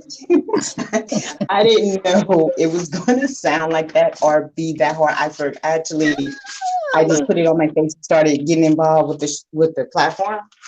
And just forgot, really forgot until my face couldn't move anymore because it dried. Wow. Okay. So, Okay. well, in parting, because I'm gonna bring this one to a close. It's 12:03, but it's only what 10 something there where you are. No, it's 9:03. Oh, 9. Okay, so Las Vegas, so it probably early where No, Kia is too. time. I think she's on the same time. Yeah, as you. Yeah. Where did she go? Okay. She's in the chat room now. Talking about the sound my face was making. Say divine dreams to you, sisters. I'm signing off. Okay. Oh, Naima Nuran. She was okay. Well, I appreciate you all being here, and thank you for responding to either the text or the notification. Um, my absence of I thank you that I didn't come back to an empty house. Thank you Just for amazing.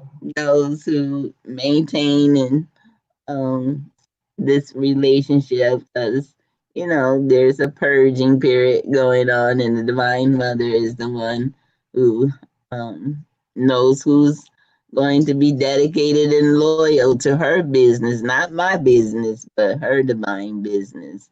And so, but we all have a season, and we're all on the same path, but a different route. And those who had came and was only here for a short time, and those who would endure to the end, may those who started end up all on the same trail eventually again, as they find themselves to be positioned wherever they need to be, and make sure it's rooted in unselfish love, not selfishness. But that's going to be more defined. So I actually put in the link in the well, I can send it to you actually through text, where you can actually listen to the audio of the testimony of the person who inspired me to the divine used to inspire me to how you say re- uh revisit or revive it based on how we can relate, because we're not he was a monk, he was learning how to be a monk or something, yeah, a monk. So he was going to a monastery, and these are the things that he was learning um, on his journey. And so this is what the divine spirit used to explain to me. Oh, you okay? Okay, I'm gonna leave now. I dropped my phone. Okay, because I'm trying to hold my child other not. Okay, I'm gonna go. Okay, I'm gonna go. Okay. Okay, I'll text you the link. Okay, thank you so much. Bye. Good night, ladies. Okay, good night.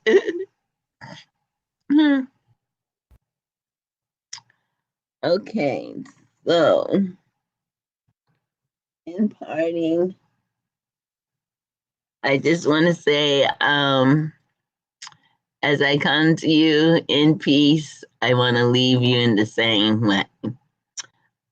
Peace be upon you, and may you continue to be smothered and covered in the divine's protection, provision, counsel, and comfort throughout your journey. May you be productive in all that you set your hands, your heart, your mind, and your spirit to do in pleasing effortlessly unto our divine's will, that we be the light unto the world that will make the change, um, and just continue to stay strong and of good courage and know this is our time and we lack in nothing. But sometimes you have to release in order to make room to receive so we can give. So, peace and blessings until tomorrow. And I'll send out an email. Oh, I got to get her. We'll have to go back and get it. So anybody who's listening to this and I don't have your email in order for us to pick up where we left off on a different live stream, I'm going to need you to either text it to me or email it. I already put my email in the chat room. So on that, I talk to you later. Thanks for being here. Peace and love and harmony, truth, balance, and justice to get rid of the chaos. So we can be survivors and the bearers of truth and light. Okay. Good night. Okay, so yeah, end broadcast.